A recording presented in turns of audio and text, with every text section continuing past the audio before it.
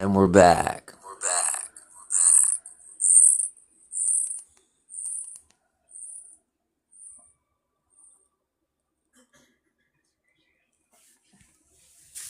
What you doing in there, huh?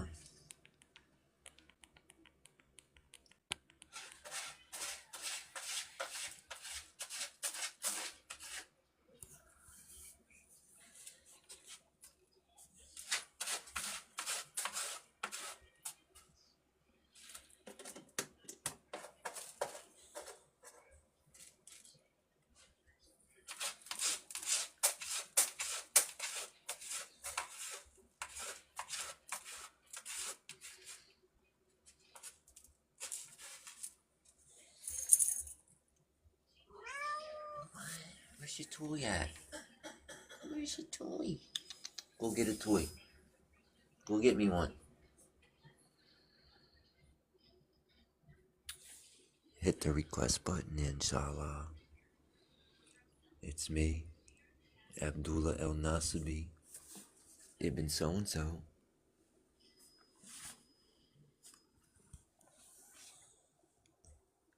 Imagine an all-powerful God that sent a book down.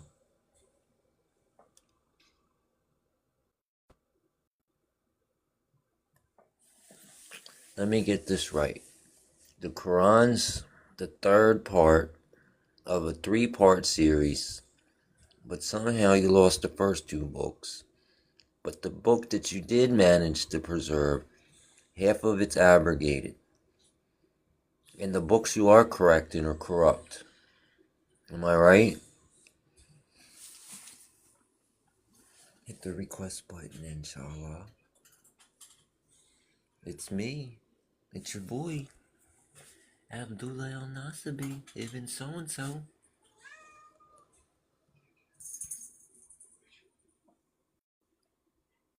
Hit the request button, inshallah.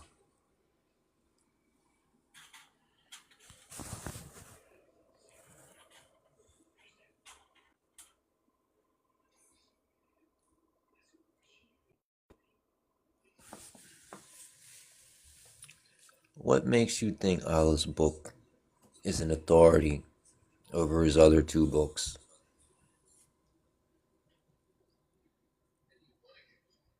Hit the request button, inshallah. I know one of Allah's slaves is out there listening.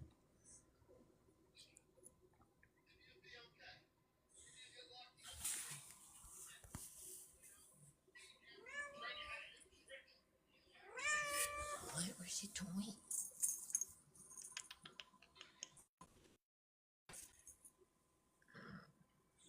I know you missed me. I know you missed me.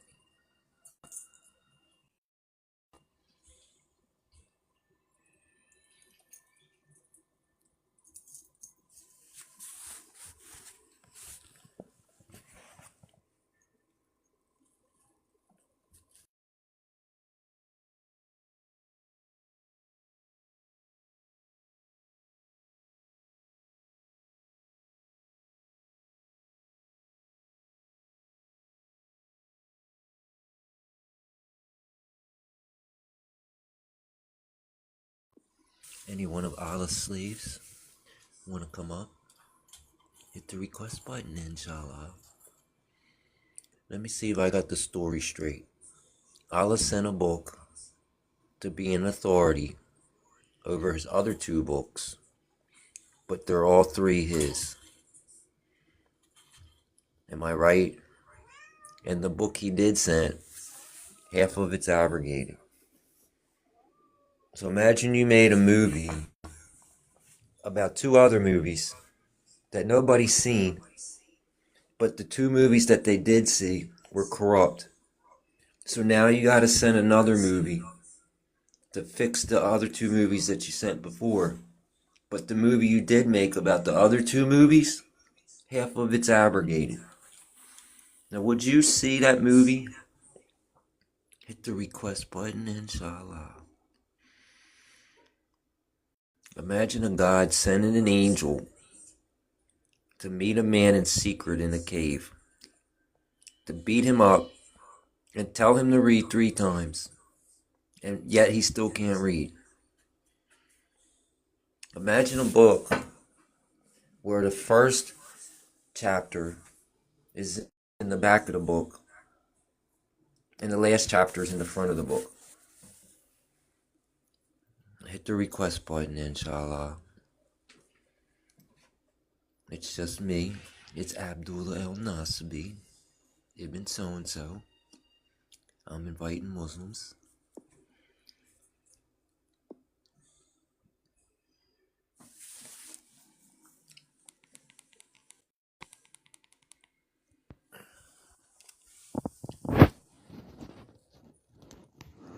What's Hello, up, my hello. guy? What's up? How are you? Are you a Muslim? I'm alright. Yes, I am a Muslim.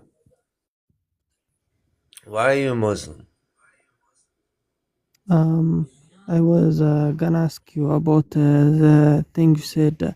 The first chapter is in the back of the book, and then the last was in the opening of the book. Okay, why is it like that? I thought this was preserved. Okay. Have you ever seen any Arabic books in your life? I seen the Quran. Does that count? That's the first Arab book. No, other than Quran. No, I can't read Arabic, my friend. No. Have you seen any? I didn't say have you read. I seen some poems by Imr al-Qais. Does that count? No, like an actual book in your hand. Have you seen any other than Quran? Yeah. Al-Qisas al-Anbiya. Okay, Does where that did count? they start? From the back or from the front? It started with Adam and ended with Jesus. I'm saying in a book, like a normal book. Well, Arabs don't write many books unless they're either about the Prophet Muhammad or the Quran. So there really isn't much Arabic books to read now, is there? Now you show that you are so lack of an intelligence because there are so many, bro. Okay, give me one. You can go and search it in Google. Oh, so you don't have one? Just search anything. I can give you like usul salasa if you want. Okay. Well, let's see if Allah's even qualified to have an opinion. He said if there had been other than Allah, there'd be contradictions, right?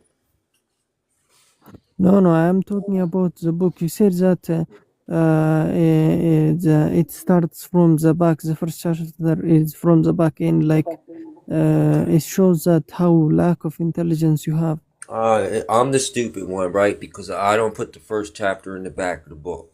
No. In Arabic, the language Arabic starts from the like from the right side, not from the left side as we write All right. So, most of the language. what was the first verse revealed? What was the first verse revealed? To who? To whom? To Muhammad. It was Iqra.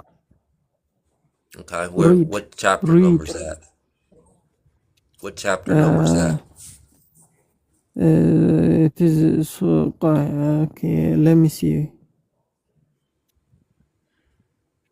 It's chapter 96. What was the last verse revealed? I don't remember it. It's in chapter 2. Okay. Okay. So the last verse revealed is in the front of the book, and one of the first verses revealed is in the back of the book. When you can figure that That's out, what I'm we're not saying. talking about reading it left to right or reading it right to left. I'm not talking about that. The first verse reveals in the back, and the last verse reveals in the front. That's all I said. Inshallah.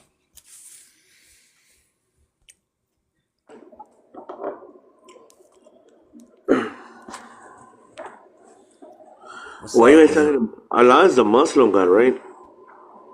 Allah is not the God of the Say what? Bible. Allah is the Muslim God. Allah said if there's any contradictions in it, then this book wouldn't be from Allah. Well, whatever Allah said, yeah, that's cool. But Allah is the Muslim God. It's in the Quran God, not the Bible Are you a God. Muslim? Are you a Muslim? Allah is not the Bible God. You understand that, right? Are you a Muslim? Do you understand that Allah is not the Bible God? Okay, you can't answer the simple question. It was yes or no. I'm not playing these little takia games. You ask a Mm-mm-mm. Muslim a question, he answers with the question. Or gives you some bullshit analogy that has nothing to do with what you ask him. Did you know King James fucked his own mom who wrote the Bible? Do you know Muhammad married a child and got butt effed by black dudes in the desert? Anybody can do ad hominems, my friend. As a matter of fact, since you guys want to start so early, okay, I was trying to be nice to you guys. I was trying to be really nice to you guys, but you don't want to be nice. You want to play games. So let's see. See if I can find something here about your prophet.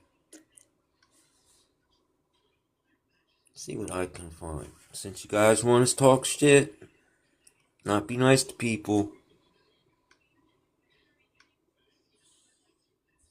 Okay. This is in the Mishkat al-Masabi. Okay. These hadiths were supposedly collected by a man named Baghawi. So Aisha told that Gabriel brought a picture of her on a piece of green silk to God's messenger and said, "This is your wife in this world and the next." So your so-called holy angel is running around with a picture of a 5-year-old little girl in his pocket and slipping it to Muhammad on the down low. If you do that today, if you're passing around pictures of little girls on the internet, that's called child pornography. Okay, you go to jail for that. So why is your angel Jabril running around with pictures of little girls in his pocket? Hit the request button, inshallah. I wasn't even want to do it this way. But you guys want to play games. Hit the request button, inshallah. If it had been from other than Allah, there'd be much contradiction. Well, guess what, Allah? I found a couple contradictions. But what if the messenger contradicts Allah? What if the messenger contradicts himself? Would it still be from Allah? Or Allah knows best? That's my favorite. Allah knows best. If Allah knows best, and I ask Allah what life comes from, and He says water, so I ask Google what all life is made from, and all life isn't made from water. All life is in fact made from carbon. Water might be necessary for life to sustain itself, but life is definitely not made from water. I know one of Allah's slaves are out there that just want to ask stupid questions. Answering a question with a question is what children do. If I ask my 5-year-old son, if I ask him something and he don't want to be truthful, he won't answer the question with an answer. He'll answer me a question with the question. Why do you want to know that, Daddy?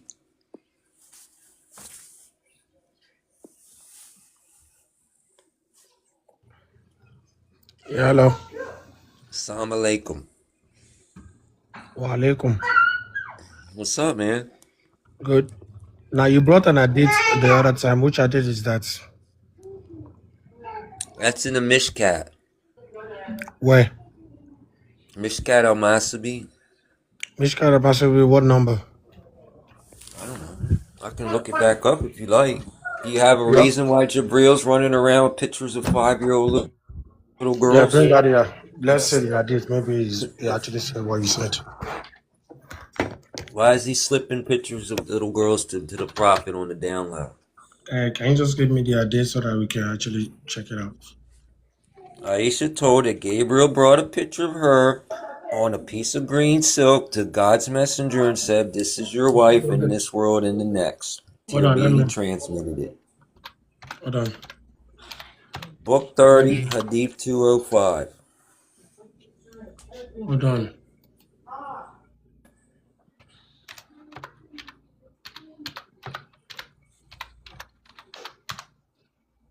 What do you say the hadith? Oh, which hadith is that again? It's in the Mishkat. I think the book's called Fine Qualities of the Prophet. He's running around with a picture of a little girl in his pocket. You go to jail for that. If I'm distributing pictures of little girls to people, the cops are going to come to my house, Hold man. on. You know that, right?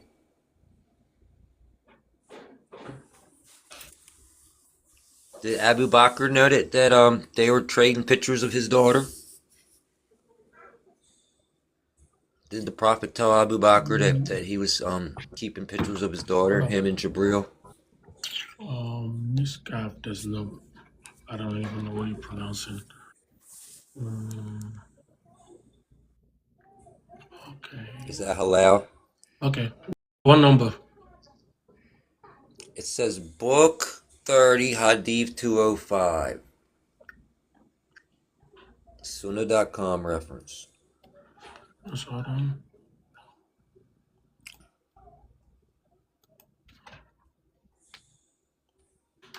Is looking it up going to give you a reason why Jabril's got a picture of a little girl in his pocket?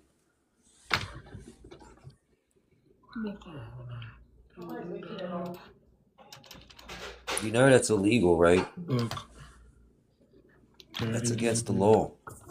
Hadith. People go to jail for that. Do you know what they do to people that have pictures of little girls in jail? You know what they do to people like that when they go to jail? That's your holy angel doing that.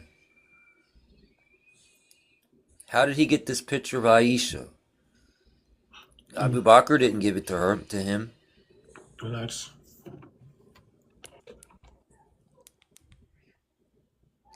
Did Jabril sneak a picture of her? Did he steal a picture of her from somewhere and give it to the Prophet? How did Jabril get a picture of Aisha? My guy. What do you mean? I'm just opening it. Where did he get this picture from? Where did Jabril get this picture from? Where did the messenger of God get a picture of? No, it says Aisha said that Jabril brought a picture of her on a piece of green silk and gave it to Allah's apostle and told Allah's apostle that that's his wife Okay, that is your when wife. she was a little girl. What do you mean in the 7th century? What is the meaning of a little girl in 7th century? Anybody that's littler than you and that's underage. What is the meaning of little girl in 7th century? 5-year-old little girl. Please, can you give me evidence of that? That 5-year-old is a little girl in 7th century? Okay. What age did he marry her? Can you give me evidence that there's 5-year-old is a little girl in the 7th What century? age did he marry her? Married her at 6 and completed the marriage at 9. So what is the criteria of actually knowing the little girl in 7th century? Anybody that's 5 years old. Okay, give me the evidence. That's a little girl, my friend. And let's just sit here and defend this like it's okay. You sound like one of these liberal idiots saying, "What is a woman?" You might as well dye your hair blue. You might as well vote for Joe Biden and Kamala Harris. I know what a woman is, and it's not a little 5-year-old girl. Now, you guys want to come up here and talk bad about Jesus, say he pooped, say our Bible's trash. Okay, that's fine. It's a free country.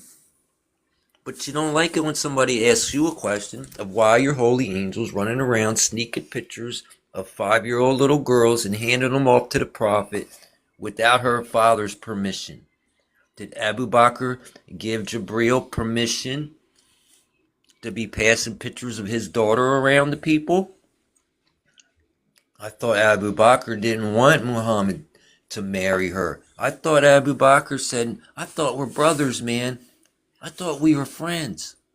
And Muhammad said, nope, only in a religion, and she's legal for me because I'm the prophet. And I say so.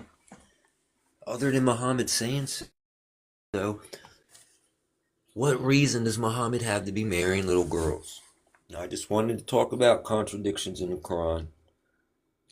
I didn't care. I didn't care what your opinions of my book is. But Allah made a claim. And Allah made a claim if it had been other than Allah, there'd be contradiction. So I have a couple contradictions. Just a couple. Why are you so living in your delusion? Why do you drop me if you are not going to be answering my questions? Why is it just like you're just yapping and not going to ask any questions? I asked you to give me an evidence of what you're saying, and you just dropped me. All right. Give me the All right. evidence that a 5-year-old in the 7th century was called a little girl. Can you give me the evidence, please? Are I you didn't going to even drop want to me talk again? about that. No, you No, just here, made I a got claim. some. You just made a claim, so I'm asking for the evidence of what your claim is. Okay. All right. So, where do you live at? Do you live in Europe or do you live in America? I live in America. Okay, so in America, if you're distributing pictures of 5-year-old little girls without their parents' permission, what's going to happen to you? You said, and I quote, you What's said going in to the, happen to you? can you just hold on, let me speak, What's please? going to happen to you? You said in the 7th century, in this, You're going to jail, you little pedophile. That's what's going to happen to you.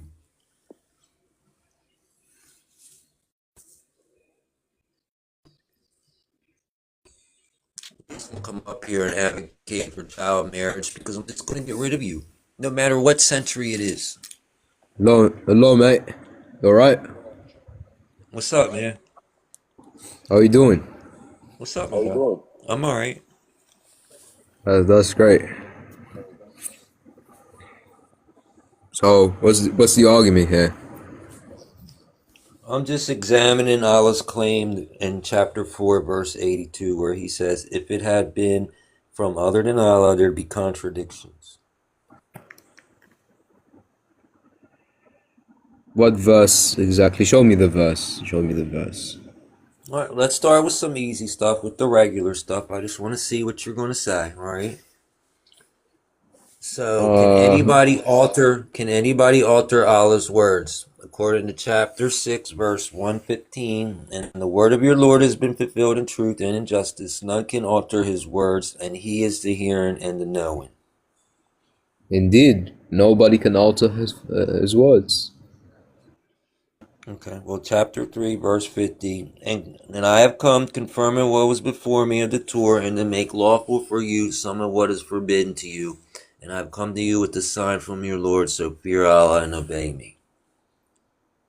Very much agree, brother. What did Jesus make lawful that was forbidden? What did Jesus make lawful that was forbidden? I'm not sure. You talking about pork? Consider changing Allah's words? Wouldn't that be No, changing Allah's words? that's not. No, mate. Listen here, listen. The 3 books, we don't claim that the God's words has been altered. Well, yes, the Torah and the Bible have been altered, but that's human. That's not by God.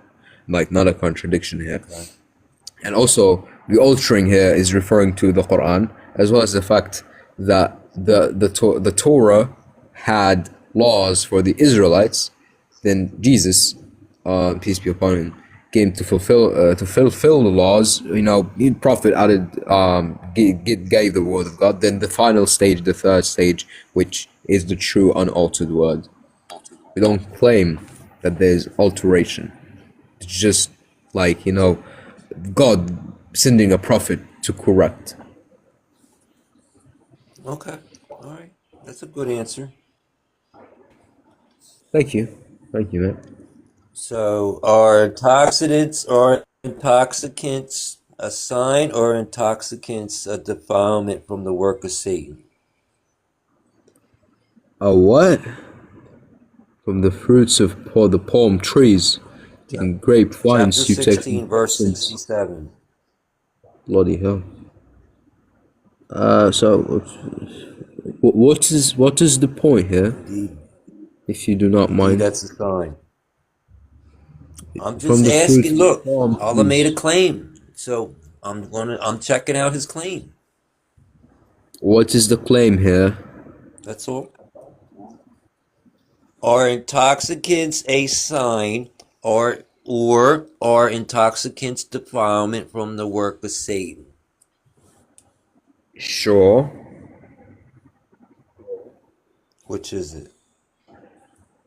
Wait, what? Hold up. It says here, I believe indeed intoxicants, gambling, sacrificing stone altars to other than God, divining arrows are but defilement from the work of Satan.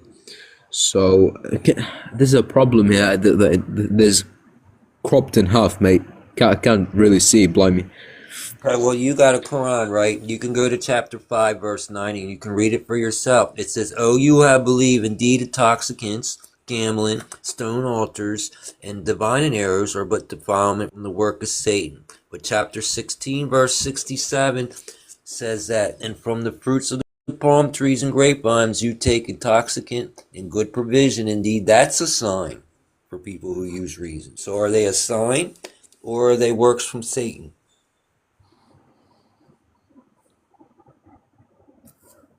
Interesting, quite interesting. Can you give me the names of the verses? That's actually a good argument.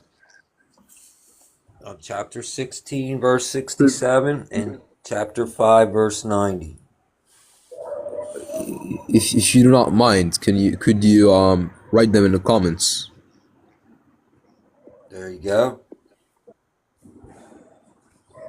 1667, 590. All right, Sir. give me a moment. Okay. You can go ahead and take a break while you're looking them up. Any one of Allah's slaves want to come up? What happens when the messenger contradicts Allah? What are we going to do about that one, guys? Abu Hurairah said the prophet said It every doesn't. prophet was... What? Doesn't what? It doesn't contradict God. Okay. Well, I got a hadith and a couple Quran verses. You like hadiths? Hold up a minute.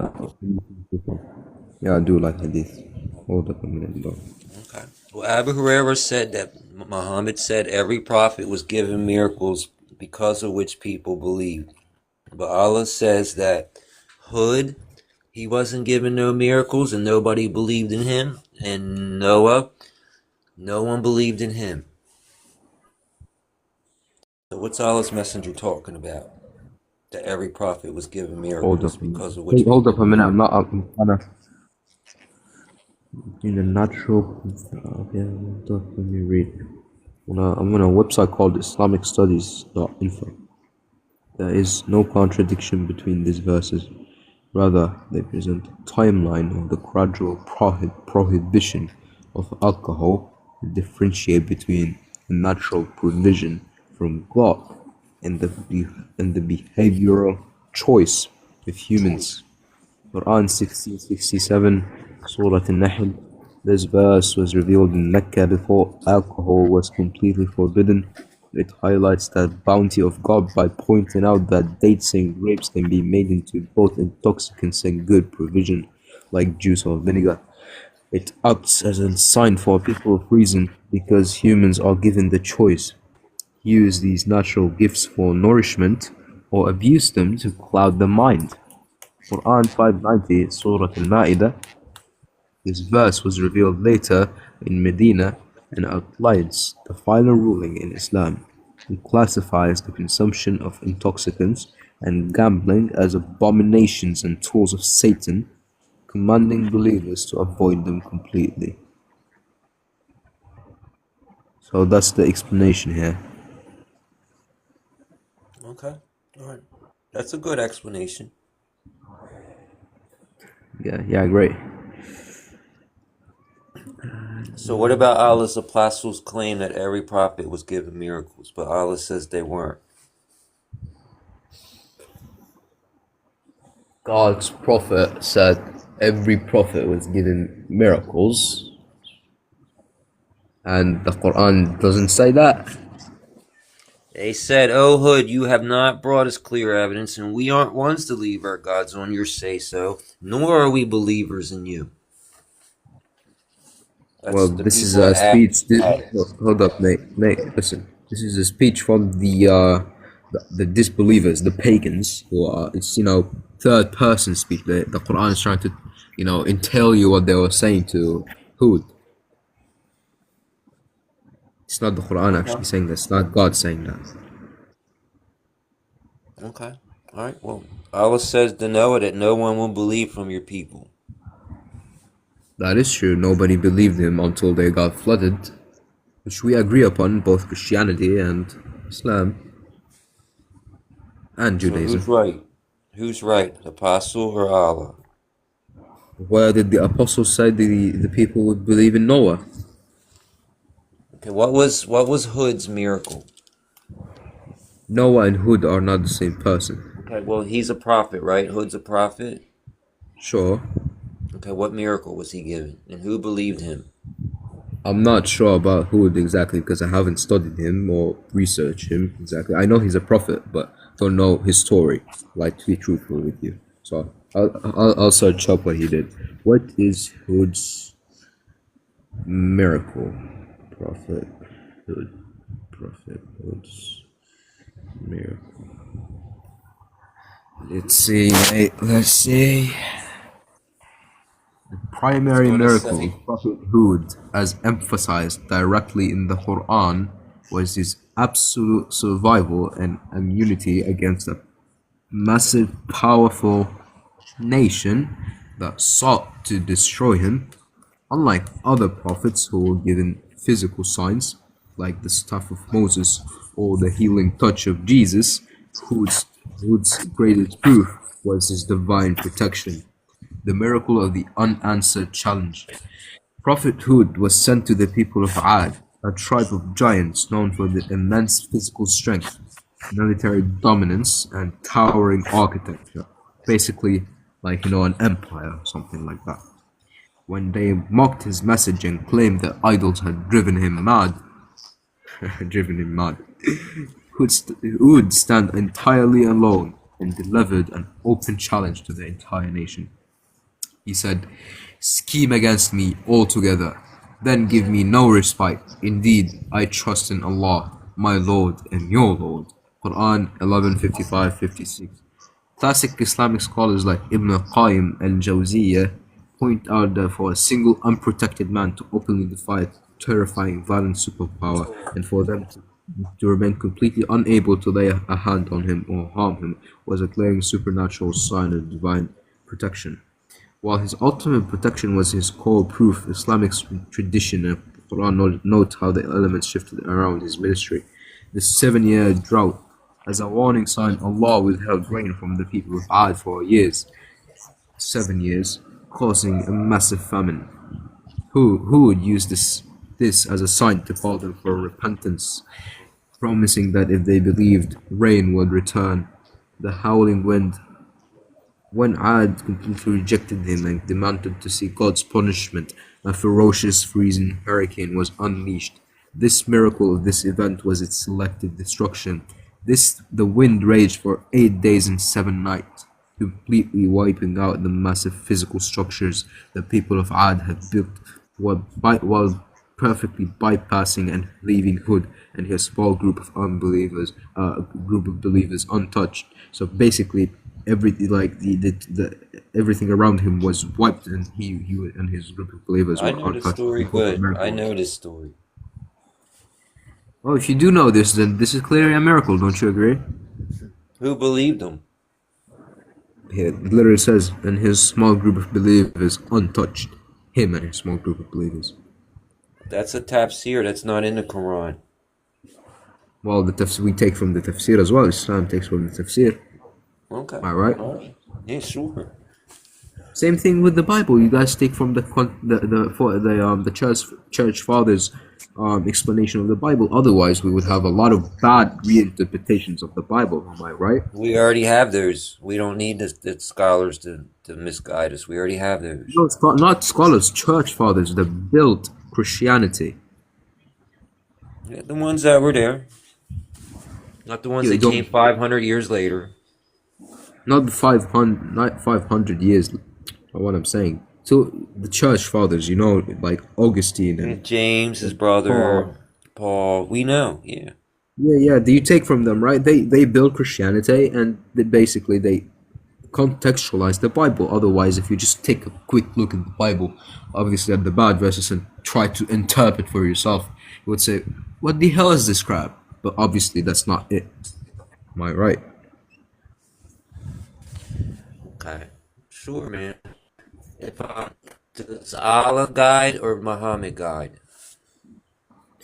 Well, Allah guides all, including Prophet Muhammad, and Prophet Muhammad guides the Ummah through the power of God because he is God's prophet and his message is to guide the entire people.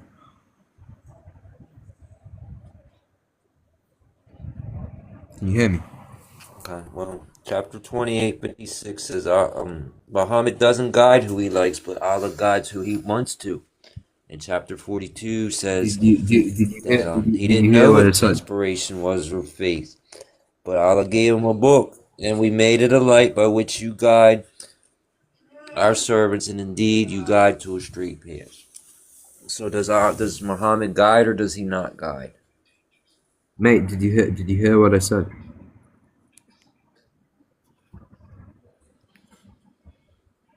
Can you hear me? Yeah, I heard. Yeah, I can hear you. I think I'm lagging. I think there's a difference in I can speech. hear You can hear me fine? I can hear you just fine. All right. So what I was saying is, Prophet Muhammad doesn't directly guide people like God does. For example, we obviously cannot compare the two, but everything in guidehood of Prophet Muhammad, like for example, his revelation, which he gave us, is technically guidehood. So he guided us all, the people, as a prophet, and that power came from God. That revelation came from God. That guidehood came from God. So it's from God ultimately. So he doesn't guide. No, he does, but it's by the power of God because God gave him the ability to guide because he's a prophet. You know how prophets This one right here is my favorite. Did Allah create man and jinn for hell, or did Allah create man and jinn to worship him? Did God create man and jinn for hell? Yeah.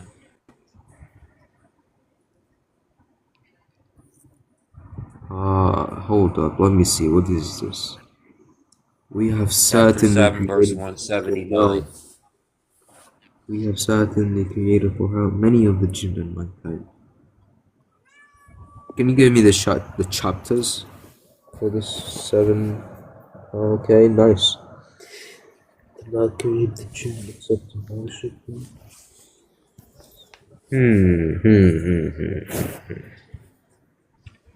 Very interesting, but can you read the verse above Surah Al-A'raf, page 174? Wait, is it page 174 or 179?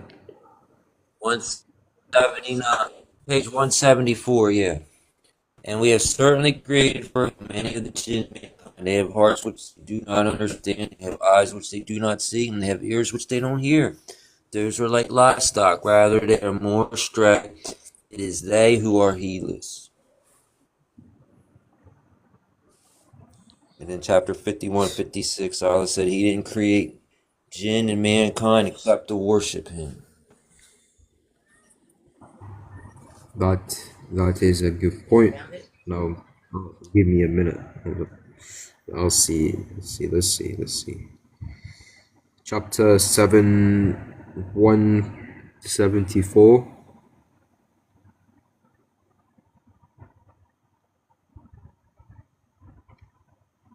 Chapter 7, verse 179. Oh, 9? Alright. Page 170. Yeah. It contradicts. Let's list the 2 reasons why he created mankind.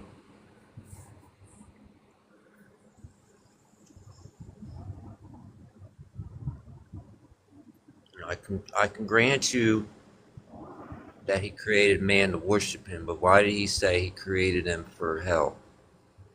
Yeah. I'll see too. It says there is no contradiction between those. On Islamic Studies website, there is no contradiction between these 2 verses. They do not describe 2 conflicting purposes for creation. Rather, Quran 5:156 states the divine command in the objective, while Quran 71:79 states the divine foreknowledge, the outcome. This is here. Quran 5:156, the divine objective. It says, and I did not create the jinn and mankind except to worship me. The intent of this verse establishes the reason for existence. God granted humans and jinn free will, intellect, and holy books so they would have the capacity and duty to freely choose to worship Him. The scope, this is a universal legal command. Every single human and jinn is invited and expected to fulfill this purpose. Now about Quran 7:179, the divine foreknowledge, the outcome. And we have certainly created for hell many of the jinn and mankind. The meaning of for, li, in Arabic linguistics, the letter lam used here is not the lam of purpose, meaning God made them in order to force them into hell. Instead, it is the lam of consequence, lam al-aqiba. A famous Arabic example is mothers give birth to children for death, meaning death is the inevitable final consequence of life, not the original purpose of childbirth.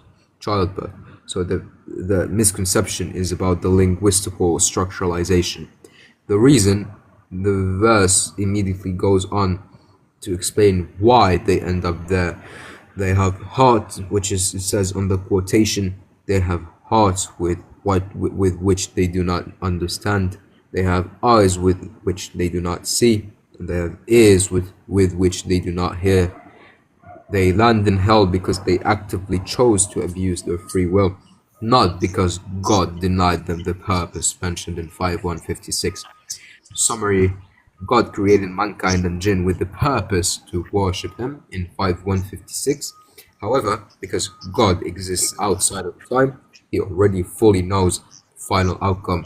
That vast numbers of them will willfully reject that purpose and choose to a path that leads straight to hellfire, which is in 7:179. And that is it. That is the explanation. It doesn't say nothing about it's their choice. All it says is they have eyes that don't see and they have ears that don't hear. Doesn't Allah form you in your womb?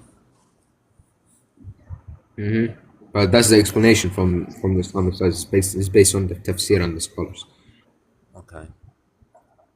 Okay, so Allah's dependent on His creation then to translate this for you. That would make Him dependent.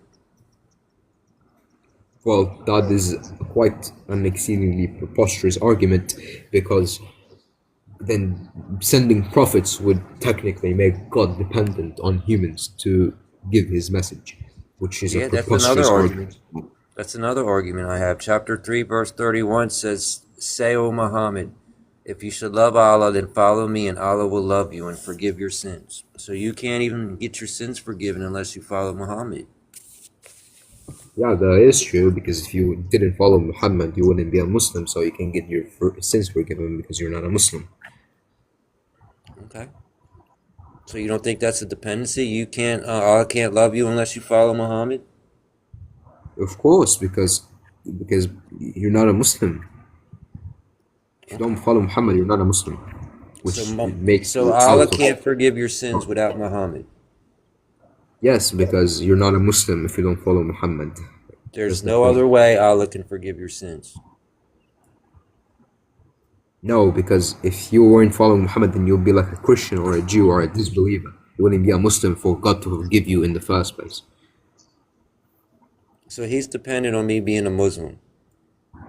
Yes, because God, how will you worship God with another religion? Thank you for admitting that, man. Well, God forgive me without me being a Christian. That's a name that was attributed and given to us. We didn't choose that name. Okay, well, God forgive me if I don't follow Jesus Christ as God. What for you is having eternal life with him. Sure. Choice we don't. Is it someone is lagging? Is it on my end or your end? Mate, can you hear me? It might be my end. I got 4 bars though, so I can hear you just fine. All right. What I what can did you hear say? you. Because it like popped up. I said Allah's dependent on you following Muhammad. No, because God will not forgive you if you're It's not okay though. following Him. Okay. Well, if I pray to God Okay. and I'm not Christian and do not follow Jesus Christ as Him being God, will He forgive me of my sins? Like after I die, Say will that He again. forgive me? So Well, who if I forgive do you? not believe Jesus Christ is God, I'm not a Christian. God forgive me after I die. Of course not, because you lived in sin. So of course you're going to hell. Good job. That's the entire point. You just solved it for yourself. Nice. I know, I know, I know, I know. Tell me about this hadith. So hold up, but do you just are you conceding the point? Back then you We're understood not that. conceding the point because Jesus is God. So of course we would follow Jesus, but your God's dependent on his creation. Jesus is uncreated. Well, He that's an doesn't need argumental. anybody else. He doesn't need you to That's an follow anybody else. that's an argumental assumption that when we're putting something under the question, we immediately assume it's right, which is not what we're doing here. So I'm just looking from both of the perspectives of both religions. So, for example, if I for example, I'm a Muslim, well, after I die, well, the Christian, in your perspective, in your paradigm, will the Christian God forgive me for living in sin? Absolutely not. I wasn't righteous. I wasn't righteous to him. But in the same thing in the Islamic perspective, in the Islamic paradigm, for example, a Christian or a Jew or a disbeliever who doesn't follow Islam or Prophet Muhammad or God or any of the prophets, he will, you lived your life in sin. You weren't righteous. That's why God wouldn't forgive you. Okay. I understand. Nice. Thank you, mate. So tell me about this Zamzam water and this surgery that Jabril did on Muhammad. Zamzam water. Zamzam Yeah. water.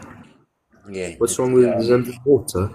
It seems Jabril did open heart surgery without his guardian's consent and poured a golden tray full of wisdom and belief in his chest and then closed it up and I think it's Anas ibn Really? Malik said he saw the stitches. Huh?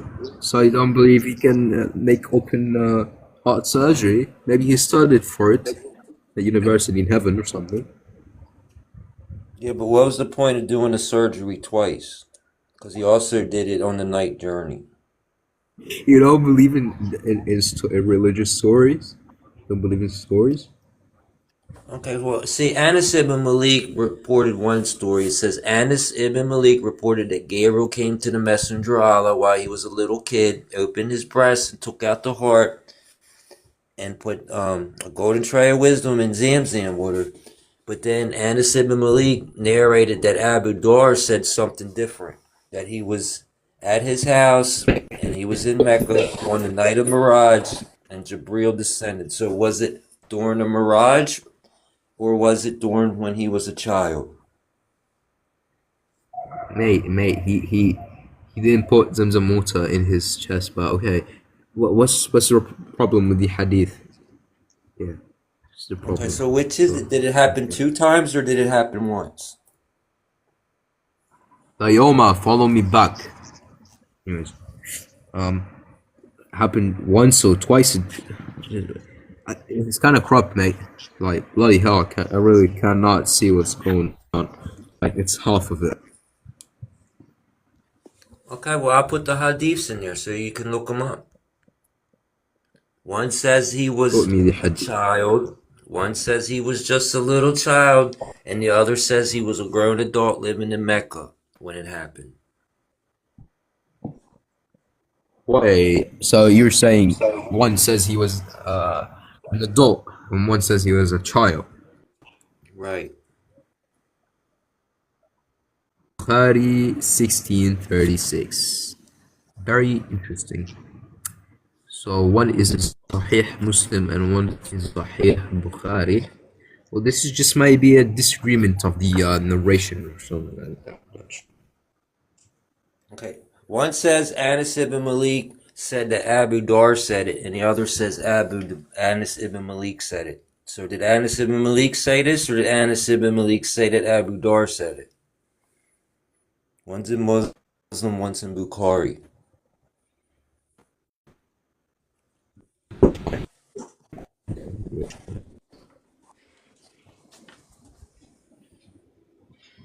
In Bukhari, Or did it happen to most my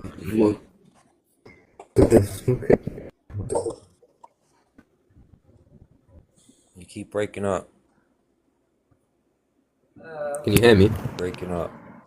I hear you now. It says Anas ibn Malik that Abu Dar said that the roof of his house was open while he was in Mecca on the night of Miraj. But Muslim has it recorded that Anas ibn Malik said he was a little boy. And that he even seen the stitches on his chest.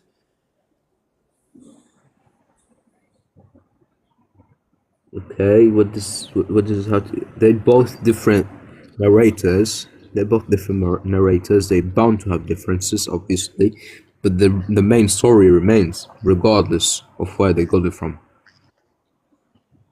Okay, so Anas ibn Malik actually knew Abu Dar, and they both were around at the time of the Prophet. So why would they be Sure. telling different stories? I'm Why would not they talking be about telling Anas. different stories? Bro, you think Sahih al-Bukhari was made by Anas ibn Malik? No, Sahih Bukhari is by Imam I'm not Bukhari. saying it was made by Anas ibn Malik. I'm saying Anas ibn Malik and Abu Dar both knew the Prophet. So why would they be telling Anas two ibn different Malik, stories? mate, Anas ibn Malik is at the top of the narration line. He's by far the star, and Abu Dhar as Abu well. Dar was the first person to say Assalamu alaikum to the Prophet. He was like the fifth Muslim. Sure, but again, they are at the top of the narration line. By the decades as they go on, you will get different narrators as the line goes on till Imam Bukhari or Imam Muslim. So going that, they're bound to have differences from the different narration lines they took from, since it's not an ahad hadith, as well as the fact that upon the centuries, I agree with this. The hadiths need to be taken very critically because there's like a gap in between the documentation. So they're bound to have differences. Same thing, for example, but the same thing, for example, with the hadith that says about the Prophet protecting the Mongols. One hadith is exaggerating the descriptive, and one hadith is not exaggerating, shows just what he truly said because it's the Sahih one mostly. So here's the thing: as time goes goes on, you're bound to have people putting in exaggerations. Historically speaking, the one with the less exaggeration is likely the one that is true, because as as the time goes on, people, or rather, narration mistakes such as students adding in something, people exaggerating stories upon the time. So historically speaking, how historians know something is typical to the period they were in is because it's not exaggerated. Same thing with the hadith. I was just giving the Mongol prediction hadith as an example. So that's the thing. Both Imam Muslim and Imam Bukhari got them from different narration lines, as it's not an ahad hadith, obviously. Just one has details in it, and one doesn't have details in it. And probably the one that doesn't have the details in it is the most likely to be the true one from the Prophet, and the one that has details in it is the most likely to be the exaggerated one. But both can be taken as well. So one of them's not sound, is it? No, that's not what I'm saying. Well, he's saying that it happened twice. I never said, but I think I said both could be taken. I just said that they took from different narration lines, and it's bound to not be the same. But the main story is the same. The core part of the story, regardless of the extra details that are put, is the same. So in the first one, the extra details are not there, and in the other one, the extra details are there. But the main story is the core part, which the part where we are is important here, is the same. Which time do you think it happened? When he was a child, or when he was on a night journey? Not sure, mate. You don't know? Okay, it's okay to don't know. Okay, here's one from the Quran. Did Abraham say to his father, "Do you take idols as deities? Indeed, I see you and your people to be in manifest error." Or did Abraham say to his father, "Do not worship Satan. Indeed, Satan has ever been to the most merciful disobedient"? You could have said both, mate. Abraham is not like one sentence robot. He can say multiple sentences. All right. Okay. Well, this is when he was talking to his dad, though. Yeah, and he could have said multiple things talking to his dad. He didn't say one thing Yeah, and he then could stopped have. You're there. right. You're right. Yeah. That's a good answer, man. I like that answer. We won't do that one. That one's too easy. Here we go. Here's It's so, Abu Dar. Look, remember our buddy Abu Dar? I remember. It's so funny how we just have a collection of arguments set with you. How much do you have, mate? I got like 30 of these. Yeah, I've noticed every time So I've was come up Abu and Dar sitting? Go ahead, say it. Whatever you was gonna say. Dar what? It's that every time I come up to talk with you, you have like 50 different arguments each time. How much do you have, mate? How much do you have? I just want to know, man, if Abu Dar was sitting on a donkey behind the Prophet when he was asked this question, or if Abu Dar was sitting in the mosque when he was asked this question about where the sun goes. You could go ask him. Narrated Abu Dhar. What's the problem here? He said he was sitting behind a messenger who was riding a donkey while the sun was setting. He asked, "Do you know where this sets?" I replied, "Allah and his apostle know best." He said it sets in a spring of warm water. But, and I think this is Muslim, I That's entered in the this. mosque while Allah's apostle was sitting there when the sun had set. The Prophet said, "Oh Abu Dar, do you know where this goes?" I said, "Allah and his apostle know best." He said, "It goes and asks permission to prostrate, and it's allowed to, and it will, as if being ordered to return whence it came, then it will rise from the west." And then Allah's apostle recited a verse. Don't So see which the problem. scenario happened? It's the same question, two different settings, and two different answers. The same thing I This is your described. buddy Abu Dar. Same thing I described to you recently. Different narration lines are bound to be different, while the main core part of the story is the same. So the extra details might be Okay, different well, because the of answers. narration lines across the centuries, but the main core part of the story is the same. It doesn't matter about the extra Okay, tell details. me the. Who cares if Abu Dhar was on the donkey or in the mosque? The main core part of the story here is the one that we care about. Am I right? Okay, what's the main part? The main part is the question and the conversation. It doesn't Well, he matter. got two different answers. He got two different answers to the question, is what I'm saying. At two Wait, different spots. wait. What did he get? One he said it sets in a warm spring, and one he sets it asks for permission to prostrate for Allah. Oh my, dude! I think you just confused the fact that it's literally just two different hadiths in two different times. Am I right? That could be, but why does he keep asking him the same question over and over then? Maybe Abu Dhar is He didn't just even answer the. interested. Maybe Maybe he's Abu Dhar is slow. just That's why interested. he keeps messing these hadiths up, man. No. It's two different hadiths at two different times. Abu Dhar is just interested, mate. Someone can't be nerdy. Actually, Allah's apostle asked him. Abu Dar was minding his own business, not bothering nobody, and Allah's apostle said, "Do you know where this goes?"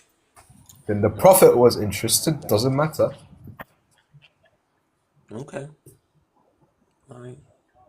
So, what was made first, earth or heaven? What was made first, earth or heaven? Not sure. You can refer to the Quran on that one. Well, chapter 2, verse 29 says that the earth was made first, and chapter 79, verse 27 says that heaven was made first. Okay. So, which is it? Where does it say otherwise? It is he who created for you all that is on earth. Then he directed himself to the heavens, and he made them 7 heavens, and he's knowing of all things. That's in Al-Baqarah. You agree?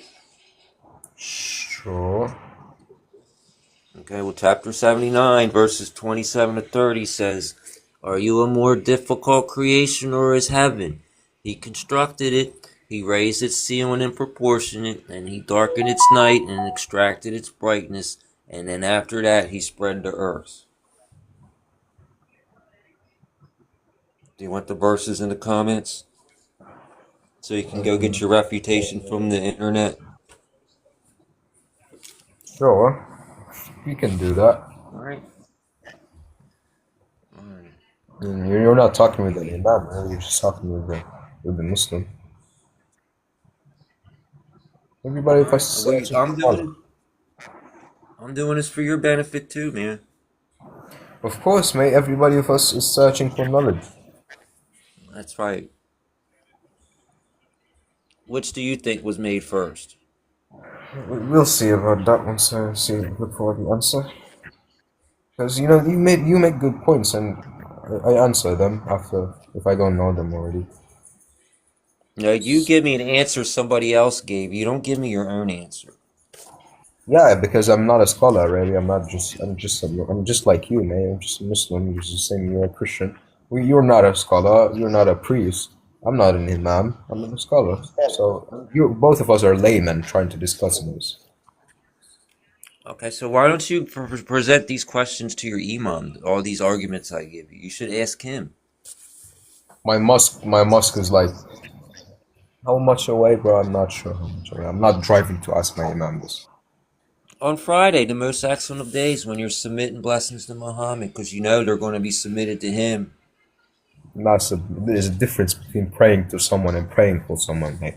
But again, Friday, I'm not waiting for Friday to look for an answer I can find on the internet. Okay. Who's your scholar you like? Not sure one in specific. Maybe Ibn Taymiyyah. You like Ibn Taymiyyah? Yeah, I do. It doesn't. Didn't he teach Ibn Kathir? Sure. I'm just asking. His most prominent student is Ibn Qayyim. That's the one I know of. Alright. What's he say about these verses? You can go search what Ibn Taymiyyah said. I'm trying to search So, it up right now. so you're an Athari. You're a Salafi. You could say so. Okay. How do you feel about Shia Not Muslims? Shia Muslims. They're ridiculous. They pray to graves and they're crazy. Have you seen videos of them? These guys are insane. They're literally They like say zombies. they say Ali Akbar. No, these not are Shias. These are Nusayris. And Nusayris are kuffar. Shias are not kuffar. Shias are just heretics. Like Unitarians are.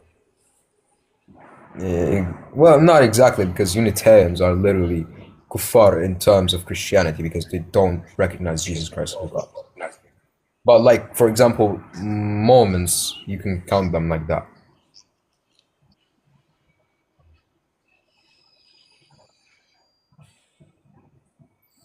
So Okay, what's so Ibn that, Taymiyyah? What's Ibn Taymiyyah say? yeah, well, see right now. Verse what? Verse 79, 27.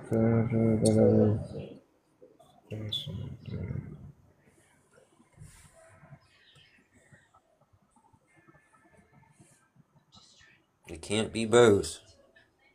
One or the other. I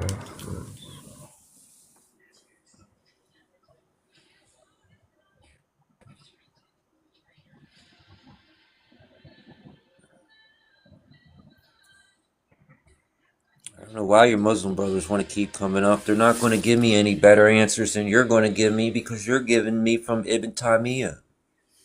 Okay, so there is no contradiction in the sequence of creation between these chapters. The perceived conflict disappears when looking at the precise Arabic definitions used in the verses, which separate the initial creation of the earth from its later geological development, which is spreading. So the linguistic distinction here is basically creation versus spreading. In Surah Al-Naziyat 79, 27 to 30, the Quran asks if humans are harder to create than the heaven, which God built, raised high, and darkened. Then verse 30 says, and after that he spread slash flattened the earth. The Arabic keyword here, the word used for spread or flattened is dahaha, does not mean to create from nothing, which is khalaqa, it's completely different. It means to extend, expand, or basically the geological development of the earth, or making something habitable. So it's like step by step chronology. Some scholars, like for example Ibn Abbas and Ibn Kathir and Taymiyyah, resolved this timeline early on by explaining, like centuries of years ago, explaining that the creation of the universe happened in stages rather than at just one point. Like, so for stage one, is basically the raw creation of the earth. Raw material, the mass of the earth was created first, but was not yet a habitable planet. The moons hadn't still, the asteroids hadn't struck the earth, water, evaporation, whatever the scientific stuff. Stage two, which is creation and shaping of heaven, God then directed his command to the heavens, forming the seven skies, light in cosmic order, as mentioned in 79, 27 to 29. Stage 3, the spreading the ha part of the verse. After the heavens were organized, God returned to the already created earth to spread it out. And basically the geological development of Earth to more of a similar what it was today, but more habitable to the era or whatever, like dinosaurs. 7930 brought forth its water through its vegetation and firmly anchored its mountains, so life could exist. This is confirmed by other verses, like for this example, this exact sequence is explicitly detailed in Surah Fusiliyat 41, 9, 12, which acts as the master key to this timeline. Okay. Do you think Allah placed mountains firmly, or do you think that the mountains were made by the result of movement of tectonic plates? Well, I believe Both are true because tectonic plates are created by God. I don't understand why people say science and religion are incompatible. God created all this, mate. We don't disagree. All right. So what about Allah's claim that he made all life from water? Which is true. Scientifically speaking, all life is from water. Well, 70% water. No, all life is entirely made from carbon. There is not a single living organism on our planet that is not carbon based. To put it simply, carbon is life is built out of, and water is what life is filled with. We are still 70% water. And Okay. there's the key I word don't here. deny that we need water in order to survive, yes, but life is made from carbon. It's not made from water. Not what you have said here. The verse entails that it's precisely the need for life. So it's not defining carbon, as carbon hasn't existed as a word yet. But again, it precisely details what we need for life and what we are mostly made of, which is true. You can quickly take a Google search on this. We are 70% water. We are technically from water, but we are obviously carbon-based species, which is a different categorization to the water importances as a species, which 70% of our body and character is water, including blood and whatnot. I don't see 70% in the verse. Because you want the Quran to give you a modern terms for like 21st century That's a terms. verbatim fallacy. That's a verbatim Yeah, fallacy. but God isn't specifying, yo, Mandam, you guys have 70% water in you. God isn't saying that in the Quran, but it entails it as we explore later on in science. And we know that humans, after, we have developed science across the stages in life and our centuries of the development as a civilization, we discover more of what God has made us and what God has made into this world, what God has beautifully made. Okay. Well, according to the verse, who made insects and spiders and centipedes and bacteria and things like that? Because he only says, and of them are things that walk on two legs, crawl on their bellies, and those that walk on four. Huh? Yeah, I didn't understand anything, man. Allah has created every creature from water, and of them are those that move on their bellies, like snakes and stuff and worms, and those that walk on two legs, like us and monkeys, and them that walk on four legs, like cows and anything that walks on four legs. So where's the spiders that have 8 legs, and where's the insects that have 6? And So, viruses that don't have no legs. so the problem here, you want the Quran to specify every single creature, which is not what we are doing It here. said it explains all things. It's a book about which there's no doubt, and it's clear. So I'm having doubts here because I don't know who made the ones with 6 legs and the ones with 8 legs. For example, brother Layoma, Akhi Layoma here has made a clear answer. This is great answer. It says it gives an idea. It's not claiming that only those are made from water, and also the fact that you want the Quran to literally specify every single creature on the world. Man, come on, man. We're not children here. Obviously, a religious book isn't going to specify every single creature that is quite irrelevant to your life, or you won't even see it in the eyes. So come on, mate. Here's one of my more fun ones. Does Allah play peekaboo with you at nighttime? Mate, what? Does No, Allah play Allah, peekaboo with you? no, Allah does not play peekaboo with you. And Allah's messenger said, our Lord, the blessed superior, comes down every night on the nearest heaven to us when the last third of the night remains, saying, is there anyone to invoke me, so that I may respond to invocation? So do you say, yes, Allah, here I am, when he comes down at night? What's what's the problem, mate? You don't want to go back to God? I want to go back to God. Okay, I was just curious because in the Quran he says he takes your souls while you're asleep. So if he has your soul asleep, there's no way that you're up supplicating for him, are you? You can be supplicating for him whilst your soul is up there, mate. It's not saying your body on. Soul can do so. stuff So like you're that. up supplicating with no soul then, because he knows what you did by day, No, Hadith, we don't and say then the he body revives has you. soul. The body, the body is without soul. It is he who takes your souls by night and knows what you have committed by day, and then revives you therein, that a specified term may be fulfilled. Then to him will be your return, and he will inform you about what you do. So what's Allah telling us in this verse? You figure out yourself what's the problem. Okay, so while you're asleep, he has your soul, right? What is the problem with that? You don't like the Okay, so context? if he has your soul while you're asleep, and he knows what you're Uh-huh. doing by the day, what's the point of him coming down to ask this question? If he has your soul while you're sleeping, he would know where you are, right? So he wouldn't have to ask if you're supplicating, because if he has your soul, you're not up supplicating, are you? So some of the two brothers in the comments answer this. If you don't know, say you don't know. I don't know the exact answer to this, but I don't see the problem at all with God doing that. Okay. All right. So if you're up at night, he don't know what you're doing then. No, God knows everything you're doing.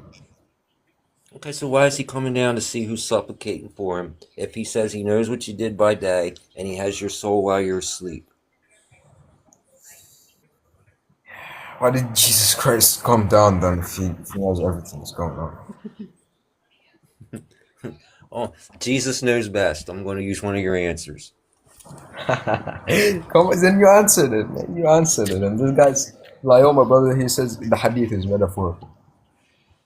All right. I heard it was rhetorical. Well, I'm not sure, but I still don't see the problem with it. I just don't personally know the answer. All right. I got another discrepancy between Bukhari and Abi Dawood. One saying that the Prophet of Allah found pictures of Ibrahim in the Kaaba, and the other saying that Muhammad found statues. Who's right? Pictures are statues, mate. They didn't have paintings or they didn't have like the paintings in the scaffolds, and they didn't have photography in there. Pictures in here are statues. Well, you know that they found ancient cave paintings in France, right? They can actually paint. It's not a new thing. You were breaking out. Can you hear me, mate? I said they had paintings. They found paintings, ancient cave paintings in France and all over the world. They found all these ancient paintings. So you can't say that they didn't have ways to make pictures. Can you hear me? Yeah, I could hear you just fine. You were just lagging out for a second. What did you say? I said, did they find pictures or statues?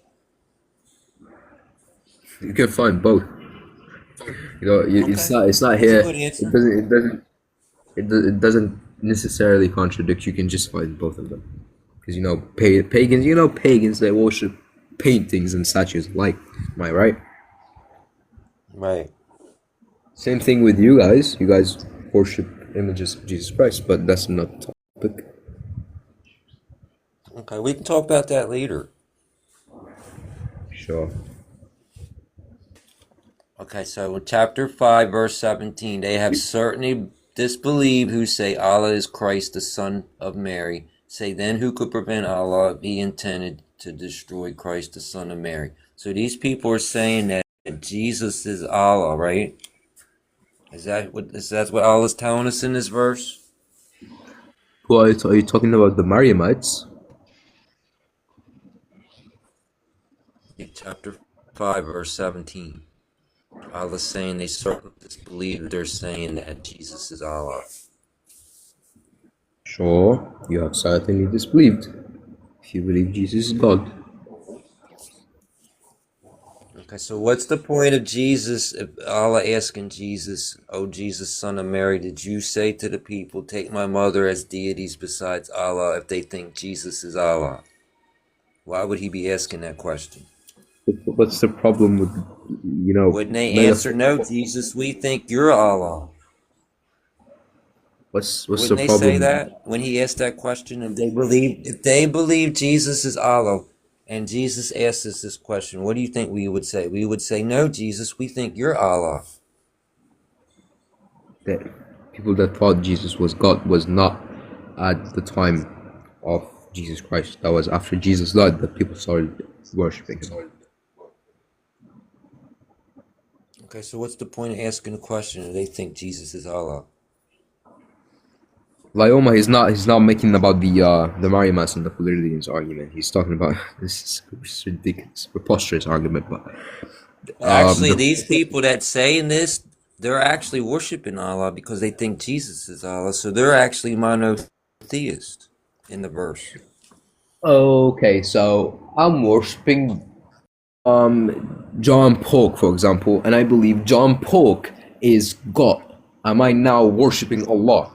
Are you serious, If man? you think that he's Allah, then you're worshiping Allah, aren't you? If you think he's Allah.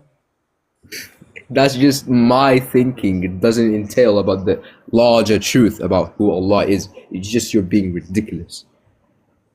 Okay, so if you think John Pork's Allah, why would Allah say this to Jesus then if he took him and his mother as gods besides him? If you think that he's Allah, why would you ask that question? Oh, it's talking about the Christians, mate. It's talking about the Christians. That doesn't say Nasara. It just says they certainly disbelieved who say that Allah is Christ. Indirectly referring to you guys.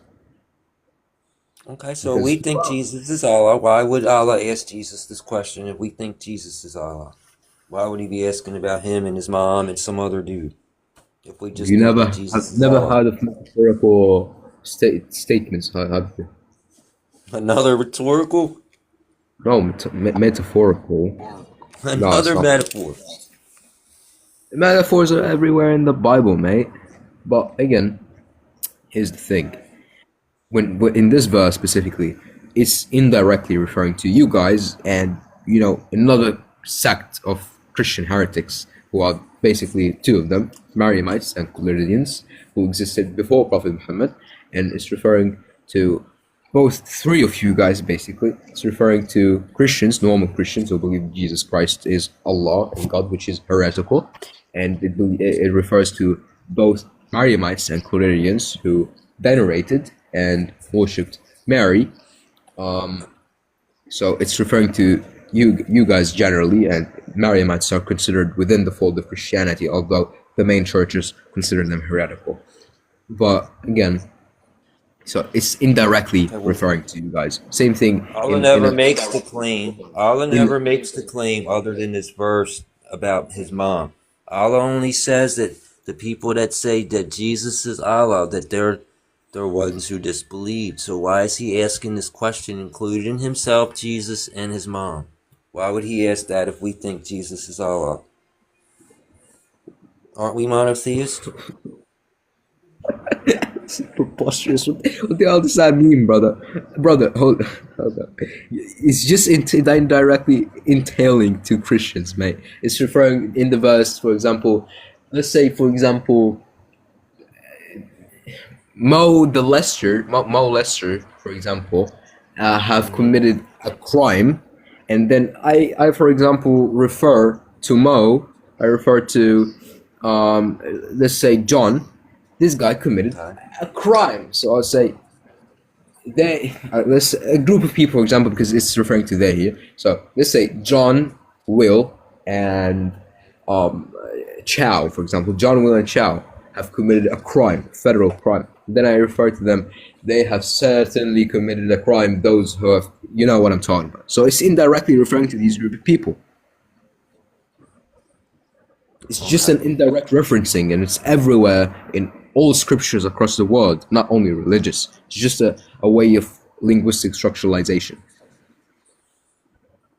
Okay, if you say so. No, not if I say so. You can back up what I'm saying by doing quick search on the internet, mate. If I search an Islamic source, I'm sure. No, search up normal sources. Just not Christian, not Islam. You will find out that indirect referencing is is a common way of human speech. Are you familiar with biology and reproductive cycles? I am familiar with biology and reproduction cycles. So do you agree that the man's water is thick and white and the woman's Are you water talking is about thin and yellow, right now? and whichever comes first, the child will resemble? Do you agree with that? Would you say? The messenger of Allah said the man's water is thick and white, and the woman's water is thin and yellow. Whichever of them comes first, the child will resemble. Do you agree with that statement? You were lagging out for a minute. You were like clicking out, All right, not sure. let's make it easy. If you have sex with the girl, whoever comes first, is that going to determine what the baby looks like? No.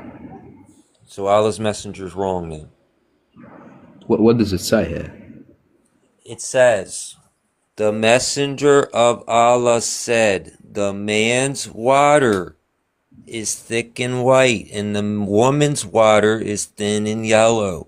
Whichever of them comes first, the child will resemble that parent. Interesting.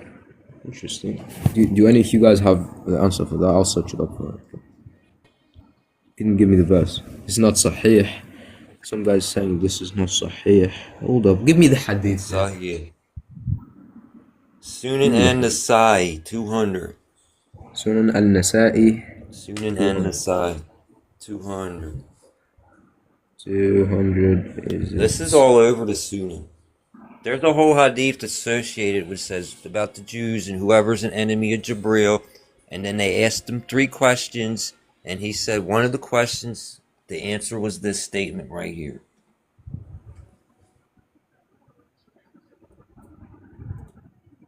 I couldn't fit that hadith on the whole page, so I just took this one. Searched. Sunan al-Nasa'i 200. Yes. Oh, it is authentic. It's sahih. Of course it is. Yeah, it is sahih. So, well, the chain of... I'm trying to understand here. From sunnah.com. Well, the chain of narrators is historically verified as accurate, sahih. Understanding how this lines up, looking closely at the Arabic terminology used and how classical scholars interpret it. So, it's all, of course, it comes down to specific Arabic linguistic terminology again. This is how it's answered. Understanding the key Arabic vocabulary. I'm checking the tafsir here. From Sunnah.com. You guys have tafsirs on hadiths too? Of course, man, you can just take everything and roll with it. This would be ridiculous, preposterous, right?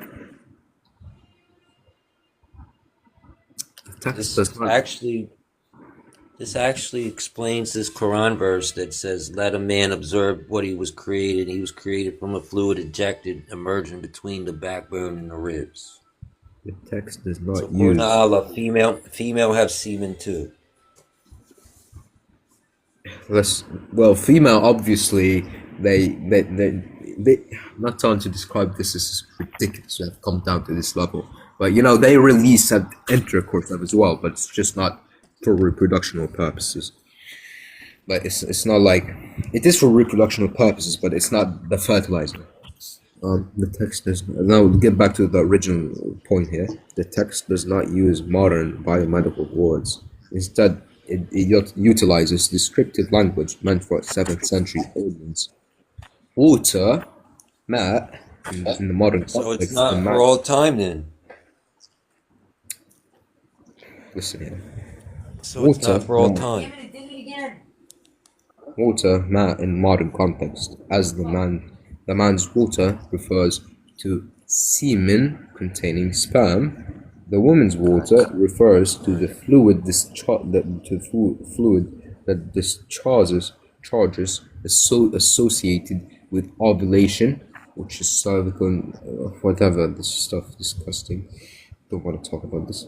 And sexual climax comes first or prefers sabaqa / ala The Arabic root word used across the different Sahih versions means to precede, outpace, overcome, or be dominant. Reconciliation with modern genetics, modern science dictates that a child's physical appearance is determined by dominant and recessive genes passed down through the chromosomes Show me of the word. parents. Show me the word genes. Show me the word genes in the hadith. Genes didn't even exist as a word throughout the history, my mate. Mate, even when we started with the concept of genes in the first place, it wasn't called genes. It was based of the name of a French or Italian doctor. I'm not sure. Then later on, some guy added on to the science here, and it was named after his naming, which is genes. So it's not it's a completely modern term. Obviously, in the 7th century, we don't have all of our modern terms here, but we are in a modern age. We're in the 21st century. We use modern terms. Is that I believe that is understood. So dominant and recessive genes pass down through the chromosomes of both parents, rather than the mechanical timing of an organism. Islamic commentators and Muslim medical professionals reconcile the text with genetic reality through two primary perspectives: dominance of genetic material in the varying narrations used in Sahih Muslim. Prophet uses the word ala, which means to dominate, overpower, or rise above.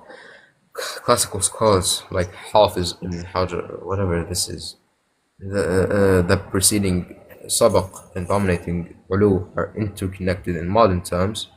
This perfectly mirrors genetic dominance, which technically whichever parent's genetic traits overrule or dominate, the others will dictate the child's physical resemblance and bodily anatomy, which is modern science is true, completely true.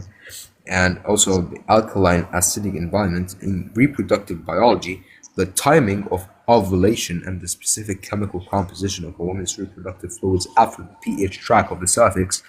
This chemical environment directly precedes or dictates which sperm, carrying specific paternal traits of gender chromosomes, successfully navigates the track to fertilize the egg first.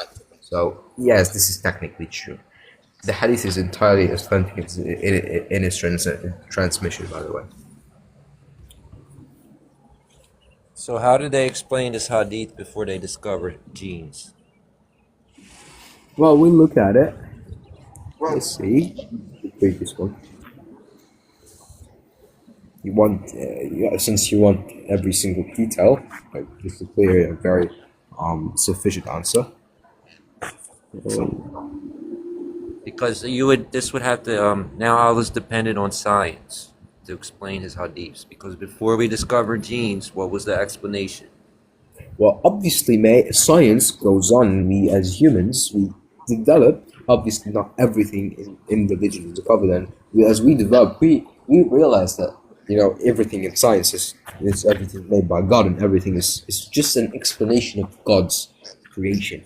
But at the time in 7th century, we didn't have that development. Yeah, same thing. We didn't have skyscrapers. It doesn't mean God they relied on the people to make skyscrapers. It's just as we develop, we reach different levels of knowledge about God's creation. What about the Tower of Babel? What about it? You don't believe in it? Wasn't that a skyscraper? No, that's not a skyscraper. The Tower of Babel is not even as tall as the pyramids, mate. It's not a skyscraper.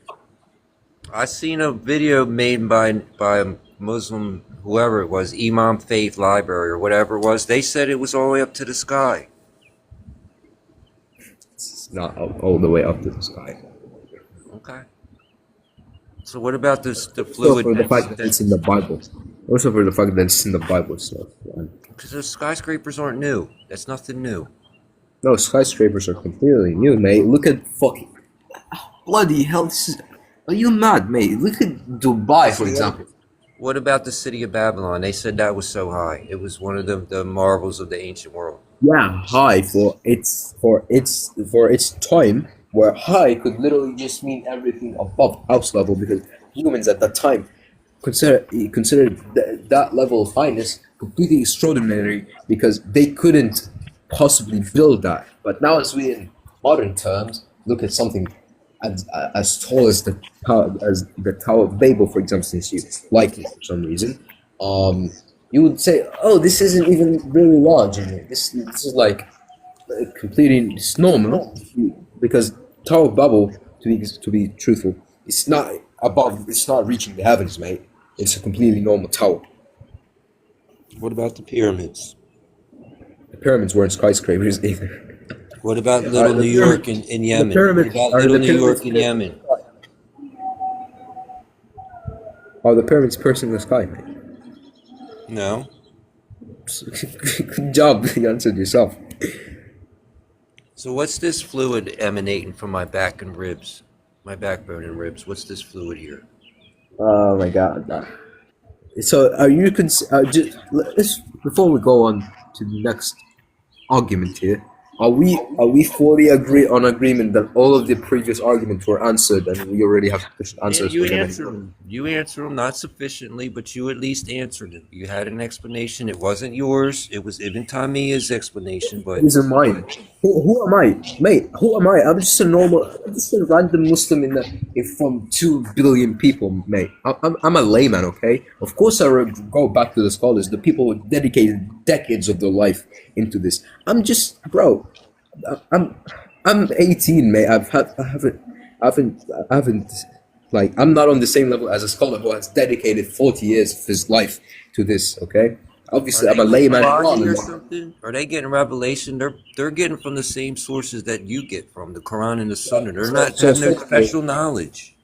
Suddenly, I'm as professional as a doctor or a historian, for example, because, well, where the hell are they getting information from? We are the same level. No, Habibi. Obviously, the scholar who has dedicated 40 years, 50 years of his life into researching and studying this religion, and obviously, decades of his life, mate, one of the most well-known people, is obviously not going to be the same level of professionality as me, because I'm a layman. I'm obviously not in the same, not well versed as him. This guy has probably memorized the Quran like 50, 60, 70 times, bro. So you get the point, right? People are on different levels of knowledge and professionality. It doesn't mean revelation. Okay, so how's Ibn Taymiyyah know? He's not a doctor. How would he know how to explain this?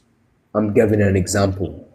Doctors, but Ibn Taymiyyah spent decades of his life, mate. He is one of the most well-versed people, one of the most popular debaters and scholars.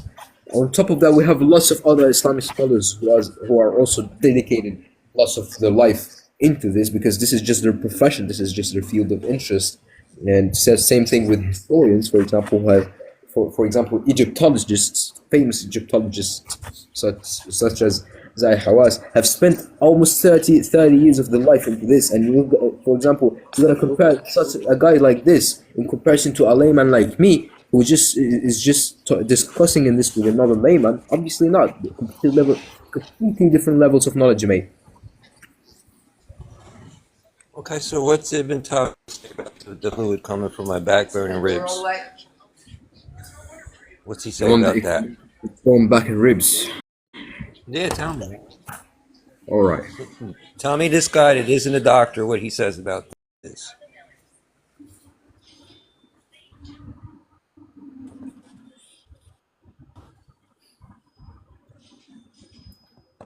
Liao Mark says he can explain that. What's the purpose? He's not a doctor. Well, it's not, mate. This is religion. Obviously, a doctor is not going to be here. I mean, the scholars are not doctors. I mean, actually, a scholar was a doctor. Actually, Ibn Sina was a scholar and a doctor at the same time. Okay.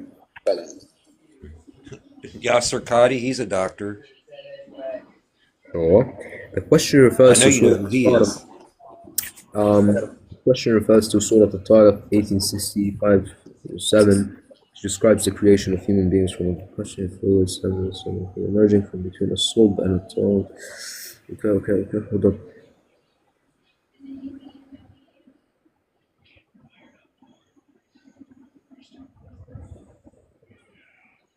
Okay, hold up.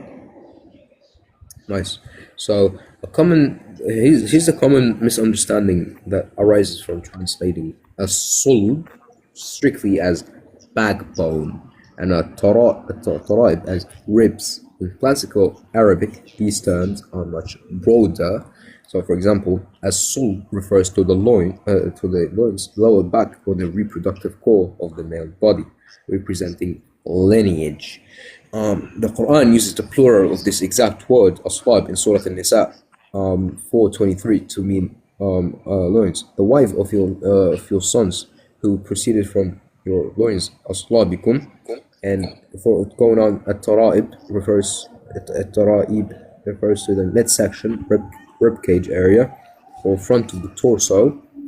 Therefore, the text describes the entire mid-torso region of the male body in the reproductional anatomy of the male body, between the lower back and the front chest cavity, which houses the primary reproductive infrastructure, which is, according to modern science, mates, since you love it so much, is true.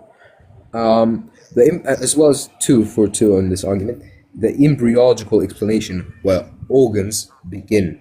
From a developmental standpoint, the reproductive organs do not start where they end up in an adult.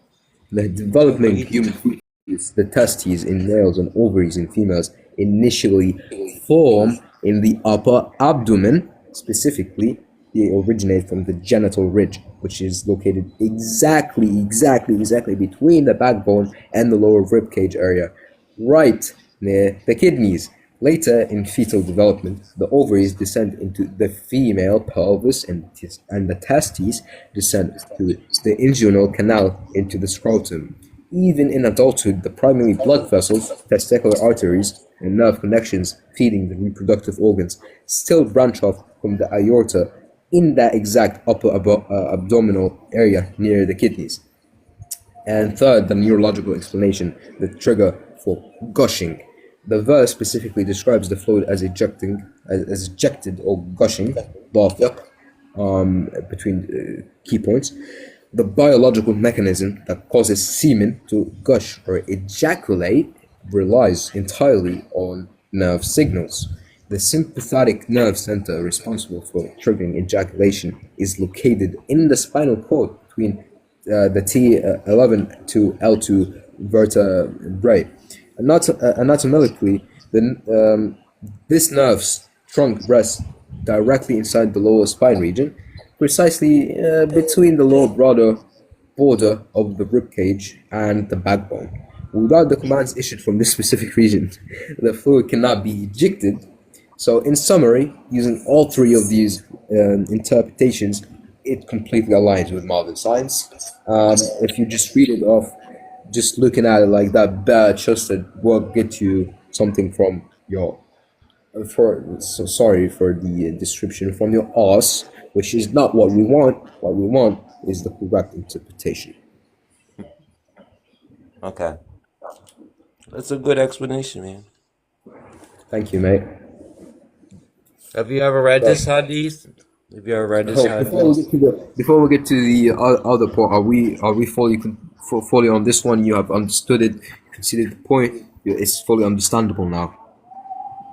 Well, yeah, the part where you tried to say it happened in embryology, you don't eject your sperm until you start hitting puberty. So that's not until around 12 or 13 years old. So you can't use that.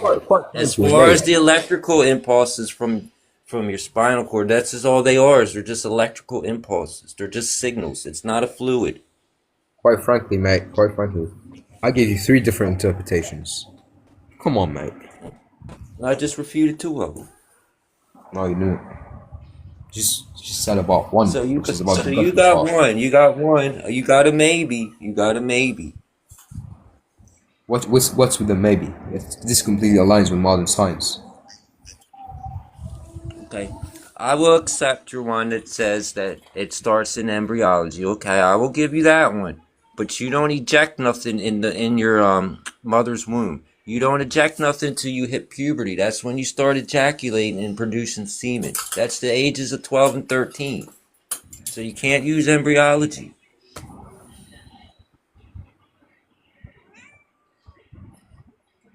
You understand? Yeah, So you're not injecting anything, and you're not reproducing in your mother's womb. You can't. It's physically impossible to create semen until you're old enough to when you hit puberty. You can't Mate, create semen till you hit puberty. mate, listen here. The embryology part, which we were talking about, is about the nerve centers and you know the contracts, the body anatomy that is developing, and the later on gushing part is later to strictly to adult anatomy. And for the record, this is not only the only interpretation as I have given you two more that you have not yet answered. But again, this the embryology part is still completely right because still in embryology, the act of semen is specific to the part where they're coming from in embryology is still completely right. The gushing part is strictly to the adult anatomy. So, So you agree you can't produce semen when you're a baby. you have seminal glands and all the stuff when you're born. Okay. I understand. But it says he was created from a fluid ejected, emerging between the backbone and the ribs. When do you create that fluid? Can you make babies when you're a baby? Olivia, you are completely misunderstanding what it's talking about here. It's not saying a baby is ejecting semen. It's saying Right, that the So baby. this verse isn't talking about babies, is it? It's talking about grown ass men that are able to create fluid. Babies can't create fluid. Are you looking at the context of the verse? I mean, it says they were created from. He's talking about the creation, which is basically the baby, regardless of his gender. It's Okay. coming from where, mate? It's coming from the From a fluid ejected by a grown man, emerging from the backbone and ribs, not from a baby. I never said it is ejected from a baby. I said that I know semen. you're not. Habibi, you are completely confused about it. The You're part where completely confused. it's the part when it says they are created is talking about what are you created from, mate? From Did your mother semen. not have From intercourse? semen. You're created from semen. Exactly, that's the Okay, point. at what age do boys produce semen? Mate, listen, it's not talking What about a point. age? At what It's not age do talking people? about What age? What age? puberty. Okay. So you don't create it when you're a baby, do you? No, that's not what the verse has ever said. Alright. If you say so, man. What's Ibn Taymiyyah say? What's the thing? You can search it He's up. got all the answers. Obviously, Ibn Taymiyyah does not know modern science, mate. Okay, so why do you keep peeling to him? Maybe because not everything is about this single verse. Maybe, just maybe, just a little. Maybe Alright. it's not everything verse, bro. But again, but what you the context here, you're saying that I think this comes from a baby. It's ejected from a baby or a fetus. It's not what we're saying, mate. What we're saying is that you are created from the semen, and the verse then goes on to tell you where the semen comes from. And then I just gave you two more interpretations about how and where this semen comes from and why the verse aligns. 12-year-old boys. Do 12-year-old boys is the semen created in their backbone. Not the back. Have you not heard my interpretation? Okay, so you just refuted your own verse. You just said it's not the backbone. It's not the interpretation. It's not backbone as in exactly the backbone, bro. Have some common sense. Are you taking the piss, mate?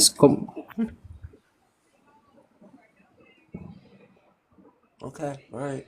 I'll accept that, just not to argue. Hold up. No, you need to understand it because this is not what we're saying. What we're saying is the verse exactly. You look at it, and you might think, oh, whatever, blah blah blah, and you say, okay, I'll give you the interpretation about it, and then just gave you two more about it for the adult anatomy, and you said, okay, so what? What's the problem? I just gave you the explanation of what it means by the backbone and the ribs, which when we go back to the accurate Arabic linguistics, it clearly refers to the loins as sulb strictly. It's a common misunderstanding that arises from the translating, because Arabic, in comparison to English, is completely different. Arabic is by far a way vaster, a way more explanative, way more descriptive language than English. So English is quite the inferior of the other language, to be honest. It's quite the commonly agreed upon language because it's the easiest. It's the easiest. So Arabic is much more complex than this. So it's a common misunderstanding that arises from translating as sulb strictly as backbone and at-tara'ib as ribs. In classical Arabic, mate, these terms are much broader. So a sulb refers to the loins, lower back, or the reproductive core of the male body, representing lineage, because that's where semen comes from. The Quran uses the plural of this exact word, aslab, in Surah An-Nisa 4:23 to mean loins, the wives of your sons. It says under quotations, the wives of your sons who proceed from your loins, aslabikum. And then we go on, at-tara'ib refers to the midsection, ribcage area, or front of the torso. Therefore, the text describes the entire mid-torso region between the lower back and the front chest cavity, which houses the primary reproductive infrastructure, which we agree upon through modern science. So, what's the problem here? What's the argument? I don't know. I look at my body now. I don't see no reproductive organs between my my chest and my waist. I don't see any. Again, you go back to the slate area. It's not what we're saying. Okay, all right, man. So tell me about understand? Abdullah ibn Yasser. You know him? So, do you completely understand the argument? Yeah, I understand that you don't understand it. So if you understand it, I just gave it to you, and I don't understand the argument. How do you understand the argument? I understand that you don't understand it. So how are we understanding what we are talking about, mate? So you don't agree with what I said. No, I don't. So you just go to, mate, this is like taking a verse out of the Bible and say, yo, bro, look at this crap. I don't care about your explanation. I do not care about your interpretation. Just look at it I'll this let way. you give me one verse. I'll let you give me one verse before I go, because I still What got about like a verse. what Go about the ahead, give me verse? one. What about the verse in the Bible? What about the verse in the Bible that says, when, for example, I have to use TikTok friendly language here.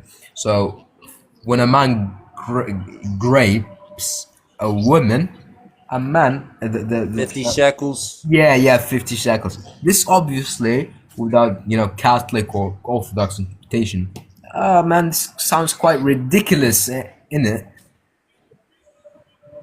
So, come on, bro. Yeah, I agree. That's a ridiculous punishment for grape. I do. But that wasn't a command from God. That was what the Jews did. And Jews did it from God, mate. They did it from the Mosaic law. Look, man, I wasn't there. You wasn't there. It was a long time ago. It happened one time, and it doesn't happen anymore. Exactly. Come on. Okay, this is supposed to be for all time, isn't it? It's not what I'm saying, but Right. this is not from God, innit? Is this from God or not from God?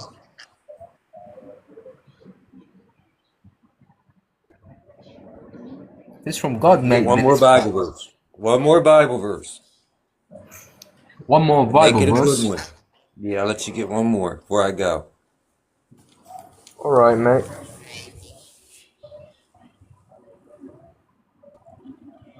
Good one.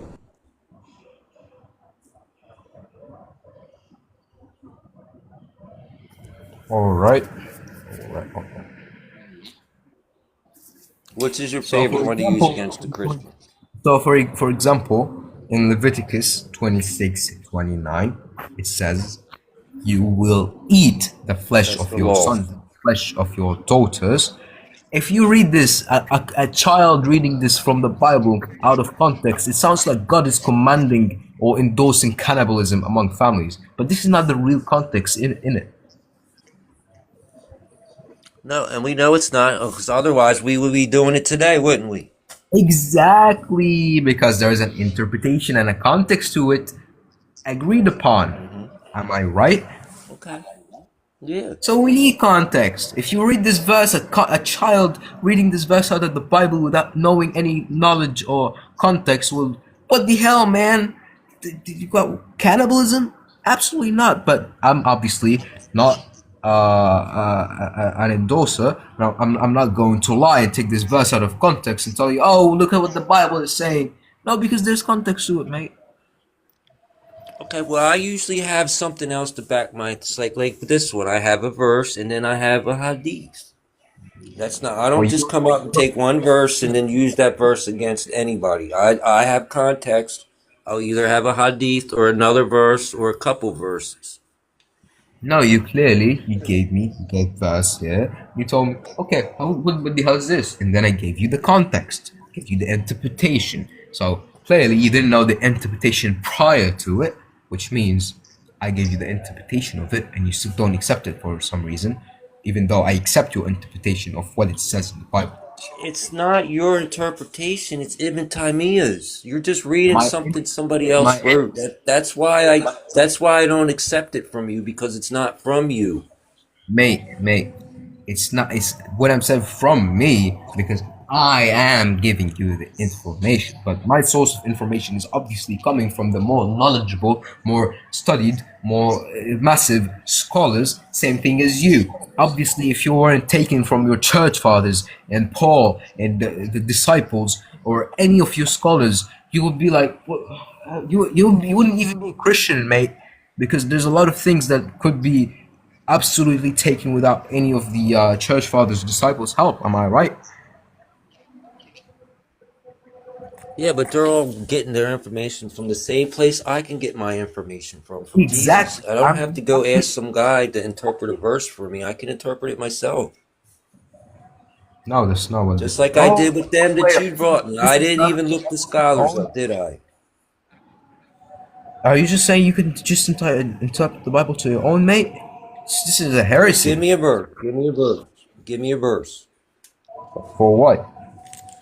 That's not a heresy in Christian, but in Christianity, we read the Bible for ourselves. If we have questions, we can ask, but we don't You have have. to. You can ask questions. We can ask Now we questions go. about. Who told you?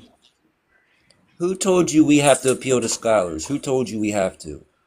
You guys don't. You don't believe in Saint Augustine. You don't believe in Paul. You don't believe in the church fathers. You don't believe in. Paul is an Yeah. apostle. Paul's an apostle. He's not a scholar. He's an apostle. And the disciples aren't scholars. They're disciples. Yeah, they're scholars. They're knowledgeable, but they're not Exactly. men that lived But they're 100 years later giving an interpretation about something they weren't even there for. These people were there. So what denomination are you? I'm non-denominational. Oh, so you, oh my God, this is ridiculous. So you're just taking the Bible from yourself, mate. You're not even going to the church or anything. No, no, not exactly. Who are you?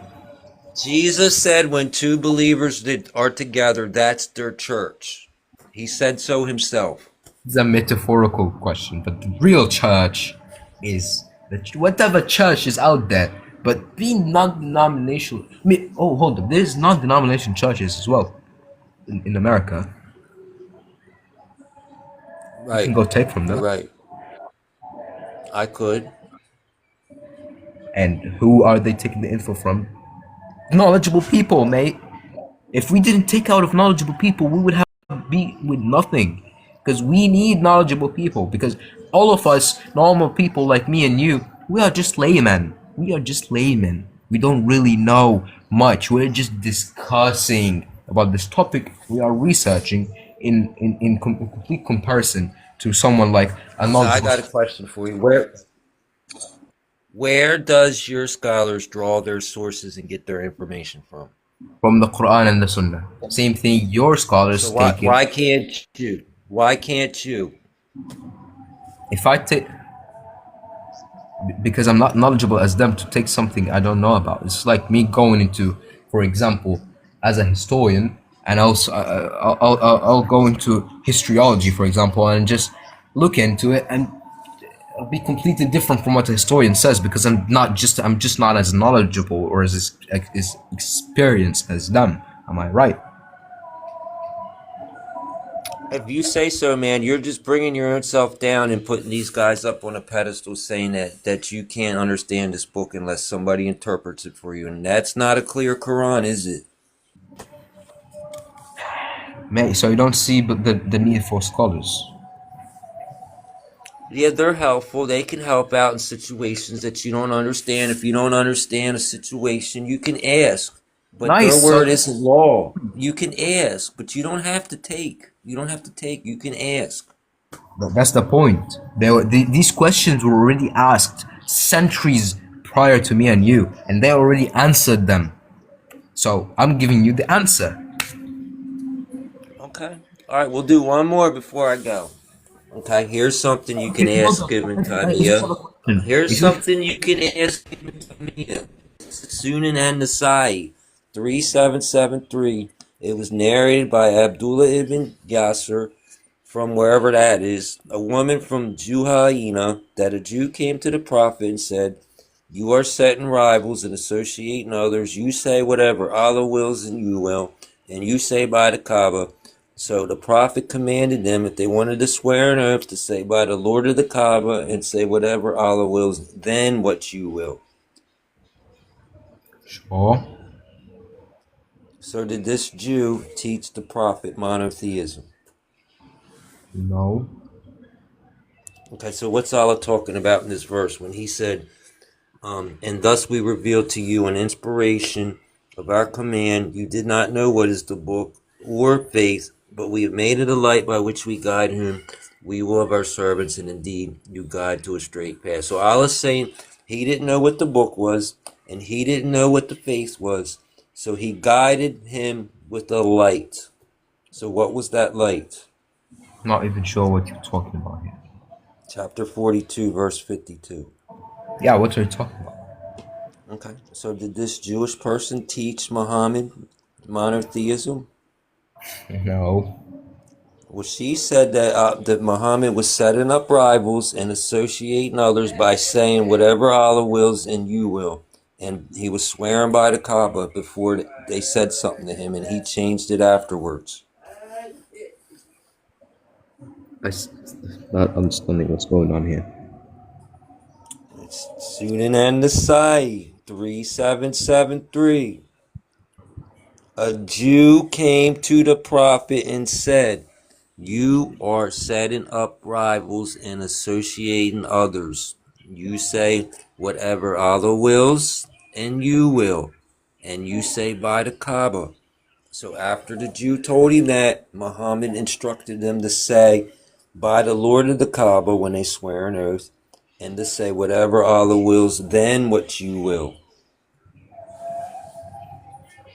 Was not sure. Are you allowed to swear by the Kaaba? The Kaaba. Are you allowed to say, "I swear by the Kaaba"? What? Are you allowed to swear an oath? Can you say, "I swear by the Kaaba"? No. Can you say whatever Allah wills and what you will? I could swear by the God of the Kaaba.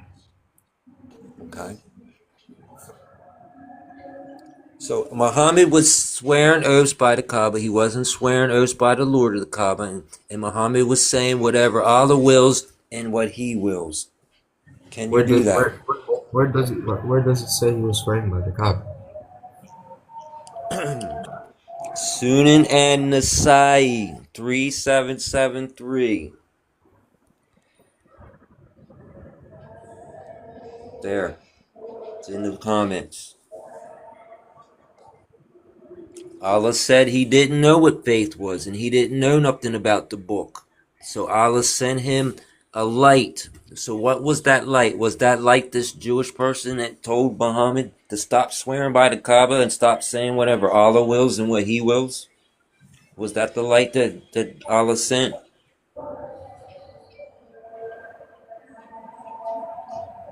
Hold on. It's chapter 42, verse 52.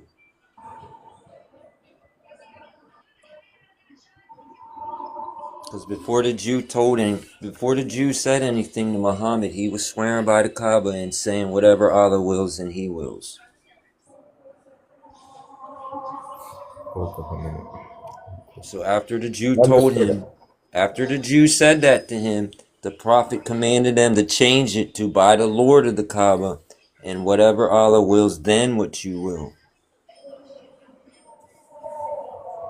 Alright, so I found the hadith, I found it. So, the Jewish man came to the Prophet and said, "You Muslims are saying not prayers to Allah and associating others with Him. You say whatever Allah's wills and you will. You say by the Kaaba."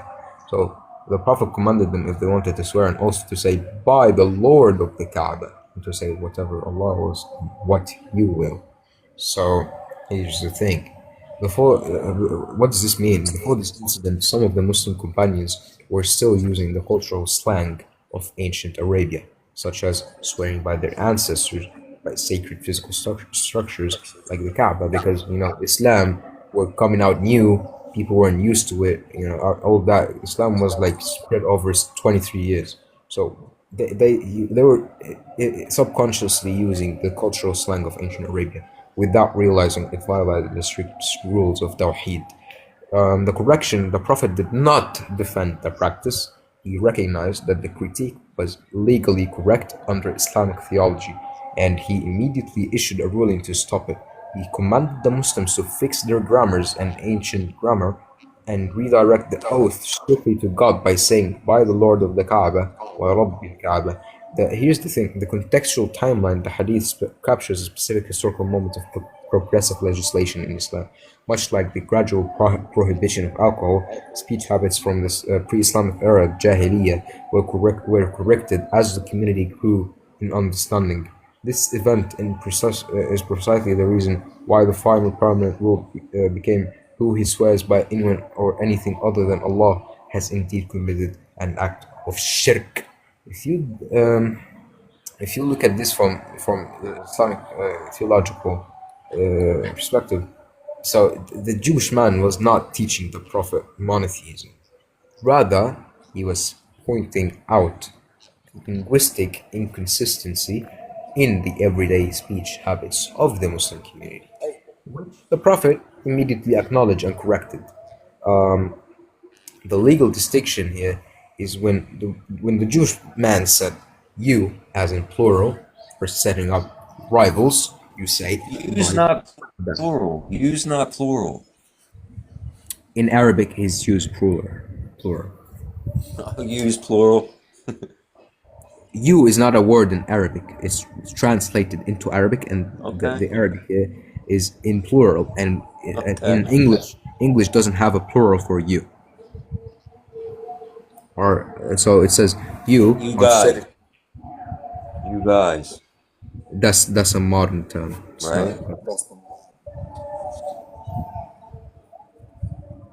And it's not like Arabic. So what would because happen if this Jew didn't run? What would have happened if this Jew didn't run across Muhammad that day? What do you think would have happened? Let me continue, mate. So the "you" in Arabic is strictly one word, but in English it's a modern term invention to reconcile with the fact that there's no plural for "you," so it's multiple. Anyways, you are setting up rivals. You say "by the Kaaba." He was addressing the cultural slang still being used by the companions of the Prophet. Not the Prophet himself did not utilize these phrases. However, as the leader and guide of the community, he accepted responsibility for his followers' behavior and issued an immediate corrective command to purify their speech. So there's also a differentiation called creed from hidden shirk. Islamic scholars categorize shirk, associating partners with God, into two distinct levels. Major shirk akbar, believing that a creation possesses divine powers, creates or deserves worship. The Muslims at the time, when Islam was still new, never believed that the Kaaba was a god or anything inside it was a god. But there's a thing. There's also minor or hidden shirk. Shirk asghar and shirk khafi, ups in language or intent, such as using an inappropriate oath out of old habit, is the case here. The Jewish man was pointing out minor shirk in their terminology. Monotheistic theology dictates that the truth is valid regardless of the source. By accepting the critique, the Prophet demonstrated that Islam values objective truth over personal pride. So the Prophet took responsibility for his community's old habits of Arabian slang. So I actually can relate by this because here in Egypt I we thought have one man can't take on the sins of another. responsibility as in the leader, mate. He took our bad. They're completely in the wrong. You guys need to change your language right now, like that. Not saying that he took the sins of them. This is not. But here's the thing. I can relate to this, for example, because in Egypt, for example, here there's a lot of people who use bad terminology that is minor shirk. So, for example, people swear by a lot of things, and that is common in our slang here in Egypt, like very very common. And actually, scholars have pointed out you guys you need to stop doing this, but it's just way too rooted and deep in the cultural community, like cultural slang, and people still use it subconsciously without even having the intent of committing such an act. So it's classified as minor shirk. That's the same case with the companions of the Prophet, the Muslim community at the time, still using old cultural slang out of habit because these guys have spent like decades of their life using the same slang and speech structuralization for decades. They weren't obviously like teenagers, so it was just out of habit. And the Prophet, when the Jewish man pointed out, you Muslims are still using this whatever, and it's minor shirk. You guys are violating your tawheed. The Prophet acknowledged this completely and told the Muslim community, to you guys stop doing this. Cultural slang cannot be used anymore. He strictly forbade it, and the Muslims gradually fixed their grammar, fixed their way of speech. So what do you think would have happened if this Jew never met Muhammad? Do you think that you guys would be still swearing by the Kaaba? No, the source of knowledge will still come regardless of where it come from. The source of knowledge is still true regardless if it came from a Jew, came from a cat, came from a camel, came from the sky, came from the Prophet himself. It's still the true source of knowledge because that's what Islam agrees with from the very So start. Allah sent a Jew to guide Muhammad. Not guide Muhammad, guide the Muslim community, sure.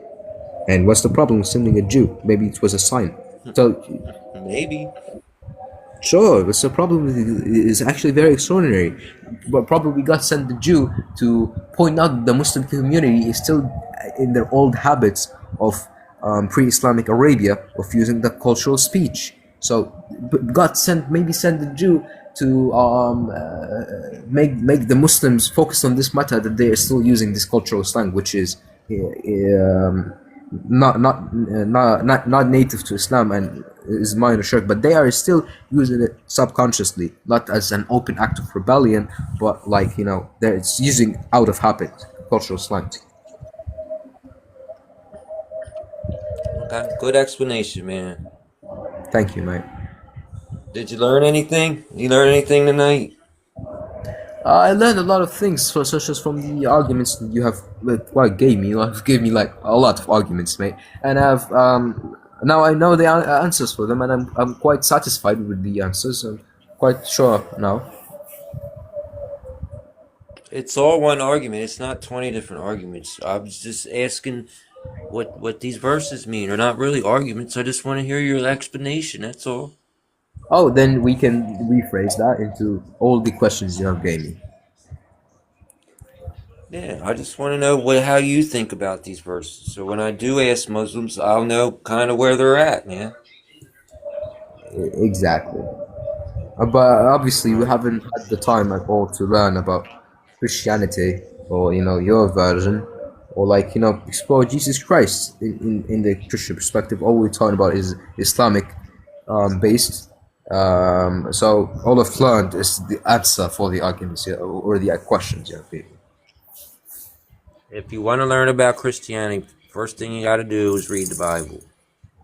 Obviously, but to be truthful, I'm not gonna be like some people, they can read the Bible and take it out of context. I'm not gonna read the Bible on my own. I'm gonna see if I would actually go to be reading the Bible, I would choose, like for example, if I come upon a verse that I do not know the context of, I would look at the different interpretations from the different churches. But I'm not a person that will roll around with something like non-denominationalism, because obviously I believe in a religious hierarchy. Which, if I were to be a Christian, I would believe in a church, regardless of where it is, like the Orthodox, Coptic, or Catholic, or You just Protestant. said you Different would believe lines. in a church. We don't believe in a church. We believe in Jesus Christ, that he suffered for our sins and he rose 3 days later. We don't believe in a church. Yeah, but the church believes that. They follow the church. And Okay, I well would then, personally, if I was Christian, I that would would make follow. Jesus dependent on men, and he's not dependent on men.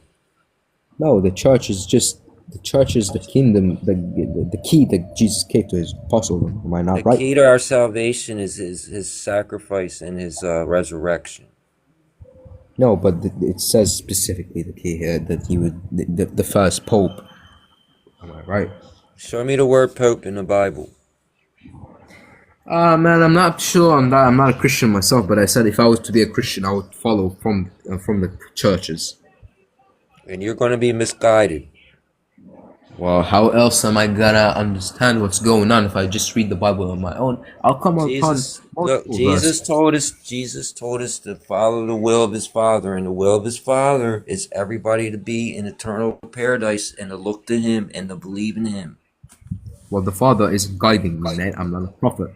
And for example, if I read the Bible out of my own, obviously I will read it out of my own, but only if I come upon a couple of verses, something like that, a story that I'm not context and stuff like that. I'll read it on my own, but if I come upon a verse, something I don't understand, I will see the interpretation from the different churches and different sects of Christianity. But for example, if I were to read out of my own will, I would come upon a verse like, for example, um, in hold up, in Luke 14:26 it says, if anyone comes to me and does not hate his father and mother, wife and children, brothers and sisters, yes, and his own life also, he cannot be my disciple.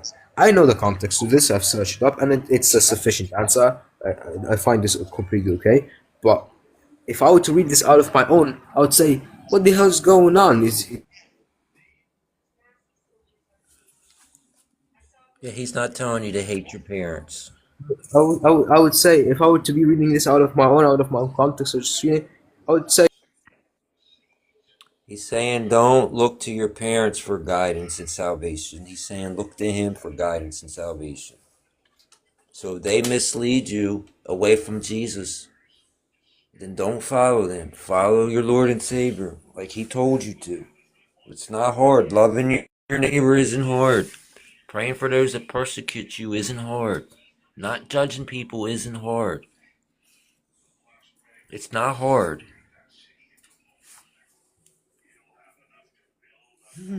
It's okay.